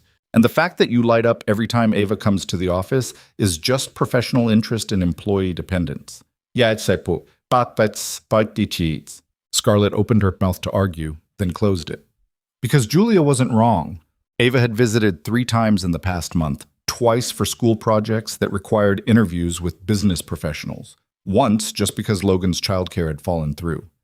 Each time, Scarlett had found excuses to spend time talking with the girl, fascinated by her observations and her unfiltered honesty. Ava is remarkable, Scarlett said carefully, but that doesn't mean what? That you're allowed to care about people? Rachel's voice was gentle. Scarlett, you've spent 3 months proving you can change how you run a company. Maybe it's time to consider changing how you run your personal life too. I don't know how to do that. Nobody does. That's why it's terrifying. Rachel pulled pasta from boiling water. But you're smart and stubborn enough to figure it out, if you're willing to try. Dinner was loud and messy, conversation jumping from Rachel's work stories to Julia's physical therapy clients, to Scarlett's disastrous attempts at online dating that she'd abandoned after 3 horrible matches. They laughed until Scarlett's sides hurt, drank wine that was too cheap to be good, but somehow perfect anyway, and talked about nothing important until past midnight. When Scarlett finally left, walking through Brooklyn streets toward where her driver waited, she felt lighter than she had in months, maybe years. Her phone buzzed. Text from Logan. How'd Ava's robotics competition go? She texted back, You're asking me? You were there. I know. But you said you'd try leaving work early tonight, and I wanted to make sure you actually did it. Scarlett smiled at her phone like a teenager. I had dinner with Rachel and Julia. No work, no laptop, just people. Proud of you. That's harder than it sounds. How was the competition? Ava's team came in second. She's already planning improvements for next time. Kids got your attention to detail. That's the highest compliment you've ever paid me. Don't let it go to your head. Scarlett laughed out loud on an empty Brooklyn street and didn't care who heard her. The next month passed in a rhythm that felt almost normal. Work was still demanding. Walsh's trial generated constant press coverage. Investors remained skittish, and competitors circled looking for signs of weakness. But Scarlett was learning to delegate, to trust her team, to leave the office before midnight more nights than not. She also started showing up at Ava's school events. Not all of them, she was still running a company, but enough that Ava started introducing her to friends as Ms. Scarlett, my dad's boss, who's actually pretty cool. Logan noticed but didn't comment. He'd learned that Scarlett processed new emotions better when given space to figure them out herself. The breakthrough came on a Wednesday afternoon when Scarlett's carefully constructed calm finally cracked. Morrison called requesting an emergency board meeting. Several major investors were threatening to pull funding unless Scarlett agreed to take the company public within 6 months. The same fight Walsh had tried to force, now being pushed by people who thought they were acting in the company's best interests. Logan found Scarlett in her office, staring at the city with the same expression she'd worn the day they met, cold, controlled, ready to destroy anyone who challenged her authority. Don't, Logan said from the doorway. Don't what? Don't revert to Ice Queen mode because you're scared. I'm not scared. I'm preparing for... You're scared that if you refuse to go public, the investors will revolt. And you're scared that if you do go public, you'll lose control and the company will become exactly what you've spent 3 months trying to change. Logan came further into the office. Those are both legitimate fears, but going back to ruling through intimidation won't solve either problem. Scarlett's hands were shaking. She pressed them flat against her desk. What if they're right? What if refusing to go public is just ego? What if I'm holding the company back because I can't let go of control? Is that what you believe or what you're afraid they'll say? I don't know anymore. Walsh was right about one thing. I do need everyone to believe I did it all myself. Because if I didn't build this alone, if I needed help, that means I'm not as strong as everyone thinks. Scarlett? Logan moved closer. Needing help doesn't make you weak. It makes you human. And people don't trust machines. They trust humans who admit when they're struggling and ask for support. Oh, what if I ask for support and nobody comes? The question was so raw, so vulnerable, that Logan understood this wasn't about the company or the investors or going public. This was about Scarlett terrified of being alone again. Then you'll know they weren't worth trusting in the first place. Logan kept his voice gentle. But I don't think that's what'll happen. I think you've built something real over these past months. People who'll show up not because they're afraid of you, but because they actually care about what you're trying to build.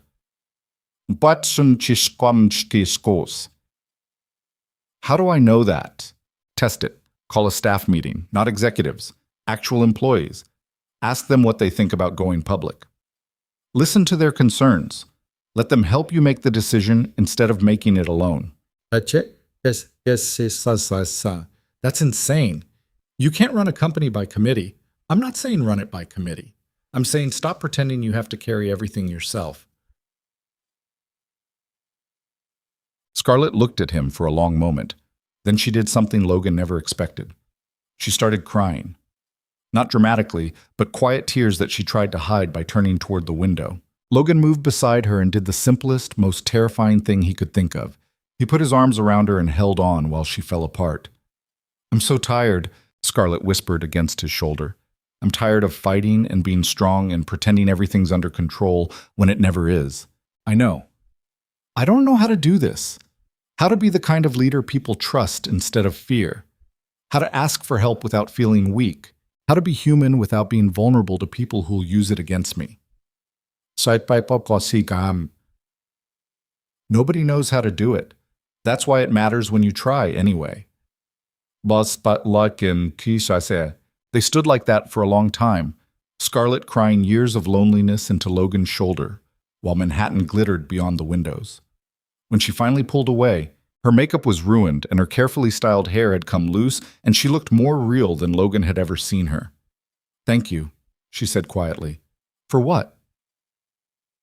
For not being afraid of this. Of me being a disaster. She laughed, watery and uncertain. Everyone else treats me like I'm made of glass or steel. You treat me like I'm just a person. That's because you are just a person. A brilliant, stubborn, occasionally infuriating person, but still just a person. Scarlett smiled despite her tears. Occasionally? I'm being generous. The staff meeting happened 2 days later. Scarlett stood in front of 200 employees, not in conference room A where power moves happened, but in the building's cafeteria where people ate lunch and complained about their jobs and lived the actual reality of working at Vaughn Dynamics. I need your help, Scarlett said without preamble. Several investors want us to go public.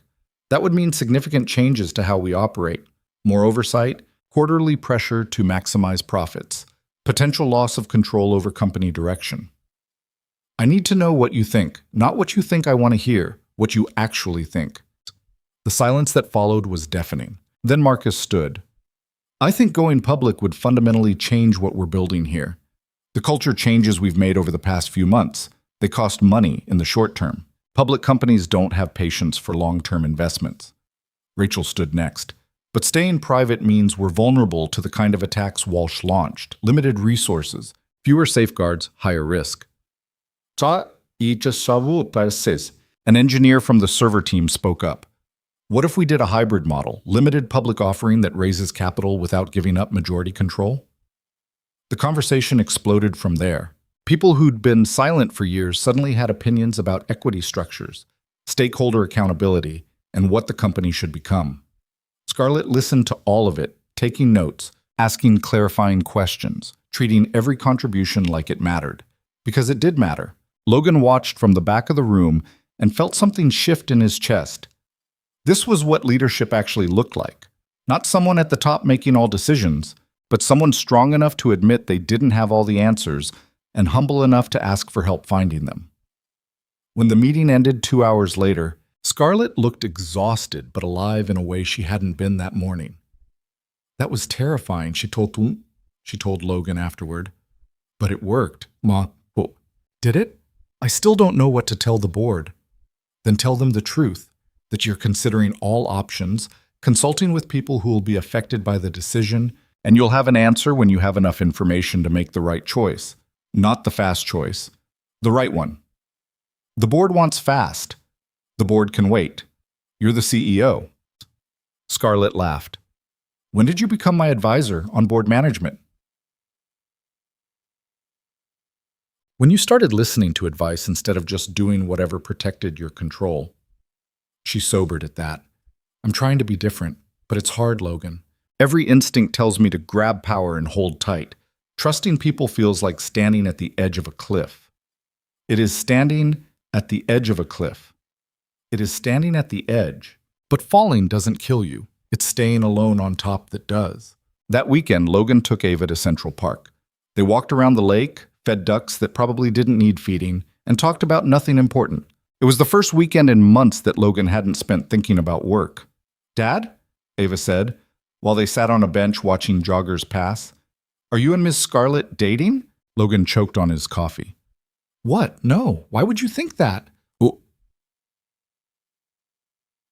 Because you talk about her all the time. And you smile when you talk about her. And last week when she came to my robotics thing, you looked at her the way you look at pictures of Mom. Logan's heart stopped. It's okay if you do. Ava leaned against his shoulder. Mom would want you to be happy. She told me that before she died. She said if anything happened to her, I should make sure you didn't stay sad forever. You were 6 years old. You remember that? I remember everything about Mom. Her voice, her laugh, the way she always burned toast. Ava looked up at him. But remembering her doesn't mean you have to be alone, Dad. It means you get to love people because she taught you how. Logan pulled Ava close and tried not to cry in the middle of Central Park.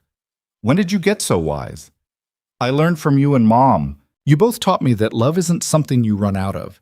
It's something that grows when you share it.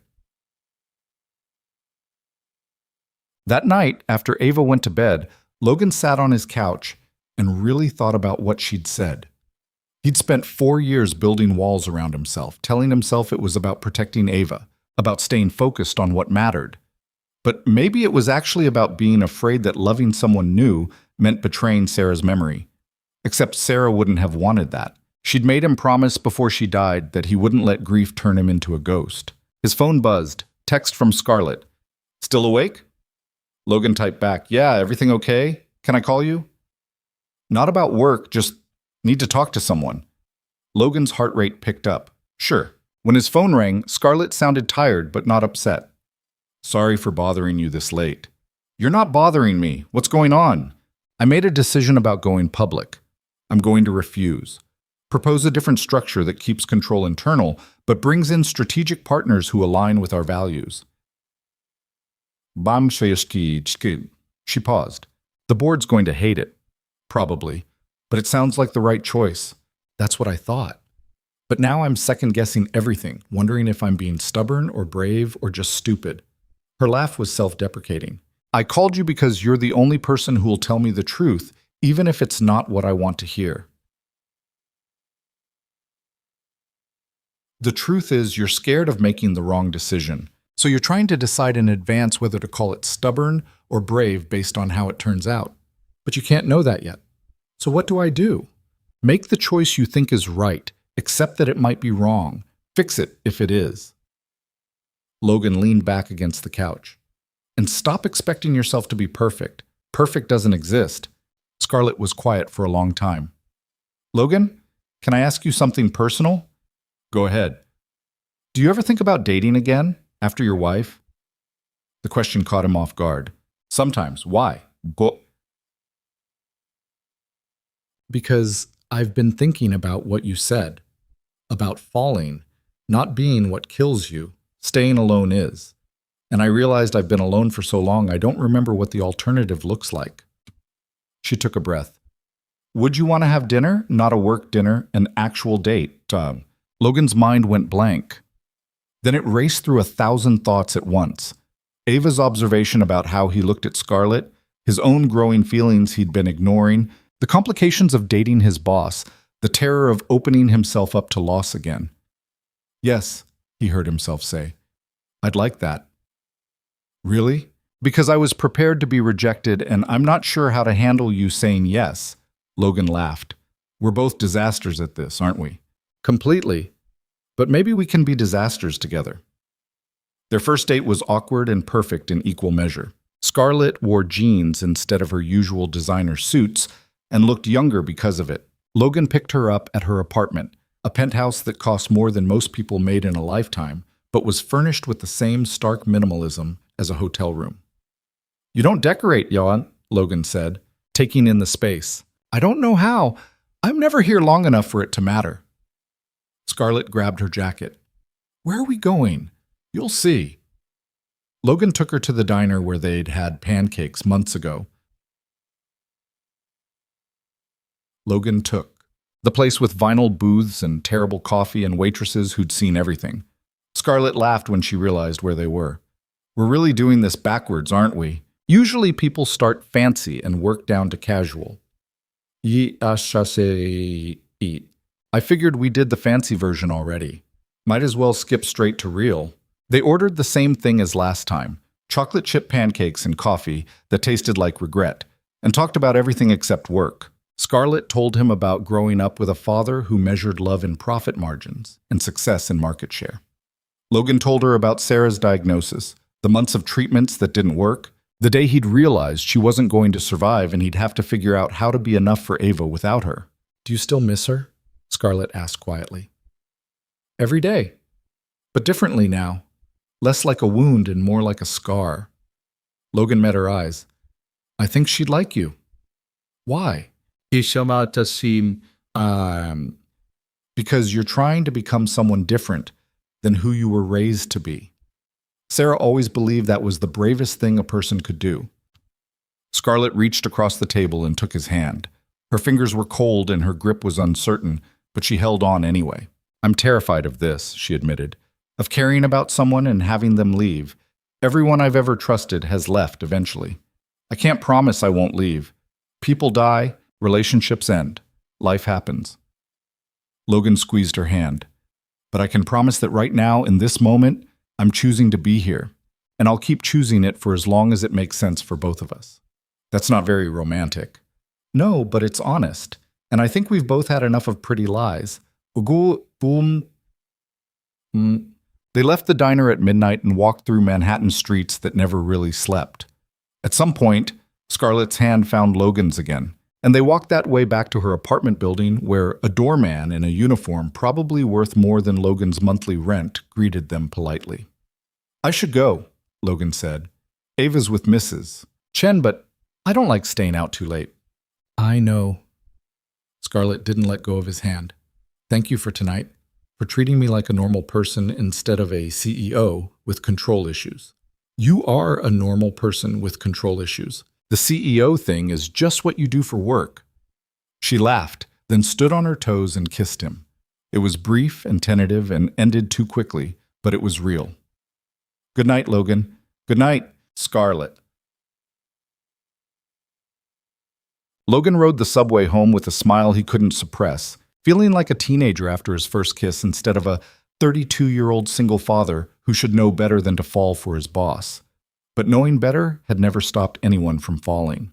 The next 6 months were simultaneously the hardest and best of Logan's life. Dating Scarlett was complicated by the fact that she was still his boss, which meant navigating HR policies about workplace relationships and dealing with gossip that spread through Vaughn dynamics like wildfire. Some employees thought it was romantic. Others thought Logan was using her for career advancement. Most just wanted the story because it was more interesting than their quarterly performance reviews. Scarlett handled it by being characteristically direct. She called a company-wide meeting and announced that yes, she and Logan were dating. No, it didn't affect his job performance or anyone else's career prospects. And anyone who had concerns could bring them to HR rather than spreading rumors in the break room. Ava handled it by asking approximately 8,000 questions about whether this meant Scarlett was going to be her stepmom, then declaring that if she was, she needed to learn how to make proper hot chocolate because the fancy kind Scarlett bought was too bitter and weird. Walsh's trial concluded with guilty verdicts on all charges. He was sentenced to 35 years, which everyone agreed was both too much and not enough. Scarlett attended the sentencing with Logan beside her, and when the judge read the verdict, she didn't smile or gloat. She just nodded once and left the courtroom. "How do you feel?" Logan asked outside. "Relieved, sad, angry that it had to happen at all." Scarlett watched traffic pass. "Mostly I feel like I lost years being the person he wanted to destroy, and now I have to figure out who I actually am without that fear driving me." "You're figuring it out every day." "Am I?" "Because most days I still want to control everything and trust no one and build walls so high nobody can hurt me." "Most days, yeah, but then you catch yourself and choose different. That's what growth is. Not being perfect, but being willing to keep trying." By the time Vaughn Dynamics Anniversary Gala arrived in September, Scarlett had successfully restructured the company without going fully public, brought in strategic partners who shared her vision, and restored investor confidence to the point where their stock price had actually climbed above pre-scandal levels. The gala was held at the Museum of Natural History, beneath the blue whale that Ava insisted on seeing before the actual event started. Logan wore a suit that Scarlett had helped him pick out, feeling awkward and out of place among people whose net worth had more zeros than he could comfortably think about. "Stop fidgeting," Scarlett murmured beside him. She wore a midnight blue dress that made her look like she belonged in a museum alongside the art. "You look perfect." "I look like I'm playing dress-up." "Everyone here is playing dress-up. The difference is you're honest about it." Ava appeared, dragging Julia behind her. "Mr. Scarlett, Julia says the blue whale is 94 feet long. Is that true?" "I have no idea, but if Julia says it, it's probably true." "Can we go look at the dinosaurs after your speech?" My speech isn't until—" Scarlett stopped, seeing Ava's hopeful expression. "Yes, after my speech, dinosaurs, mate." Logan watched her with Ava and felt something settle in his chest. This was what happiness looked like. Not perfect, not simple, but real. A woman who was learning to let people in. A daughter who was learning the world was bigger than she'd thought. And Logan himself, learning that moving forward didn't mean forgetting the past. Scarlett's speech that night was everything her press conference had been, and more. She talked about failure and recovery, about the cost of ruling through fear and the value of building through trust. She thanked specific people. Michael Torres's daughter for her grace in tragedy, Rachel and Julia for their strength, Marcus for his loyalty, Logan for his honesty. "I spent 10 years believing that vulnerability was weakness," Scarlett said from the podium, "that asking for help meant admitting defeat, that being strong meant being alone. I was wrong about all of it." She paused, looking out at the crowd of investors and employees and press. Real strength isn't about never falling. It's about having people who'll help you up when you do. It's about building something that survives your mistakes because the foundation is people, not power. Her eyes found Logan's in the crowd. And it's about being brave enough to trust that when you let people in, they'll choose to stay. Amen. The applause was thunderous, but Logan barely heard it. He was watching Scarlett walk off the stage, watching her make her way through the crowd, watching her choose to be vulnerable in front of hundreds of people who'd spent years thinking she was invincible. When she reached him, she was crying again. Happy tears this time. "How was that?" she asked. Perfect. But you already knew that. I thought I might throw up halfway through. That would have been memorable. She laughed and kissed him, right there in the middle of the gala, not caring who saw or what they thought. Later, after speeches and dinner and forced networking with people who wanted to talk about market trends and quarterly projections, Logan found himself on the museum's terrace with Scarlett and Ava, looking out at Central Park dark beneath the stars. "Dad?" Ava said. "Are you happy?"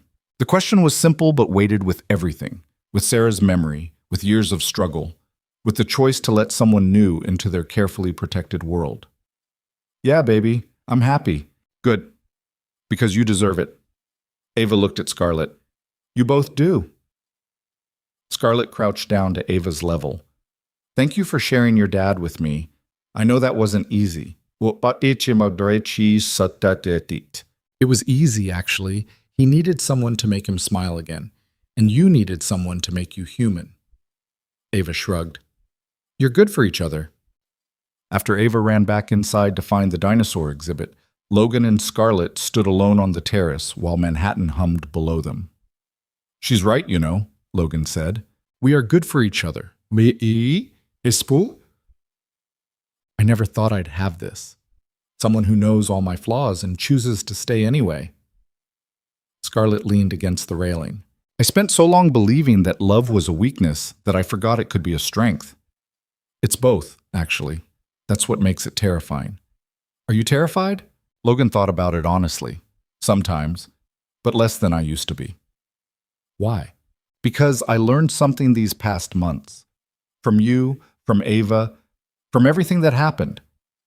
Logan turned to face her. "I learned that the opposite of fear isn't courage. It's connection. Being afraid is fine. Being afraid alone is what kills you." Scarlett kissed him, longer this time, like she was trying to memorize the moment. When she pulled back, her eyes were bright. "I love you," she said quietly. "I don't know if I'm supposed to say that yet, but I do. You and Ava both. You're the first people in years who've made me feel like being vulnerable is worth it." Logan's throat tightened. "I love you too. Even though you're still occasionally impossible and you drive me crazy with your need to control everything." "Only occasionally impossible?" "I'm being generous." They stood like that for a long time, two people who'd survived their own personal disasters and somehow found each other in the wreckage. Below them, the city continued its endless cycle of rising and falling, building and breaking, losing and finding. And somewhere in that chaos, Logan finally understood what Sarah had been trying to tell him before she died. That life was short and uncertain and terrifying. But that was exactly why you had to grab onto the moments of joy when they appeared. That love wasn't about perfect timing or ideal circumstances. It was about choosing someone even when it was complicated. Especially when it was complicated. "We should go back inside," Scarlett said eventually. "Ava's probably trying to convince the museum staff to let her touch the dinosaur bones." "Probably." But Logan didn't move. "Scarlett?" "Yeah? Thank you for trusting me enough to let me in. I know how hard that was. Thank you for not leaving when I gave you every reason to." She took his hand. "For believing I could be different than I was." They walked back inside together, toward a daughter examining fossils and a future that was uncertain but full of possibility. And Logan realized that was enough, more than enough, because real power, the kind that actually mattered, wasn't about controlling everything, or never showing weakness, or building empires that made people afraid. Real power was about having people who stayed when everything fell apart. People who chose you, not despite your flaws, but because they saw you clearly and loved you anyway. People who made you brave enough to be human instead of pretending to be invincible. Logan had that now. So did Scarlett. And that was the kind of power that couldn't be stolen or destroyed. It could only grow.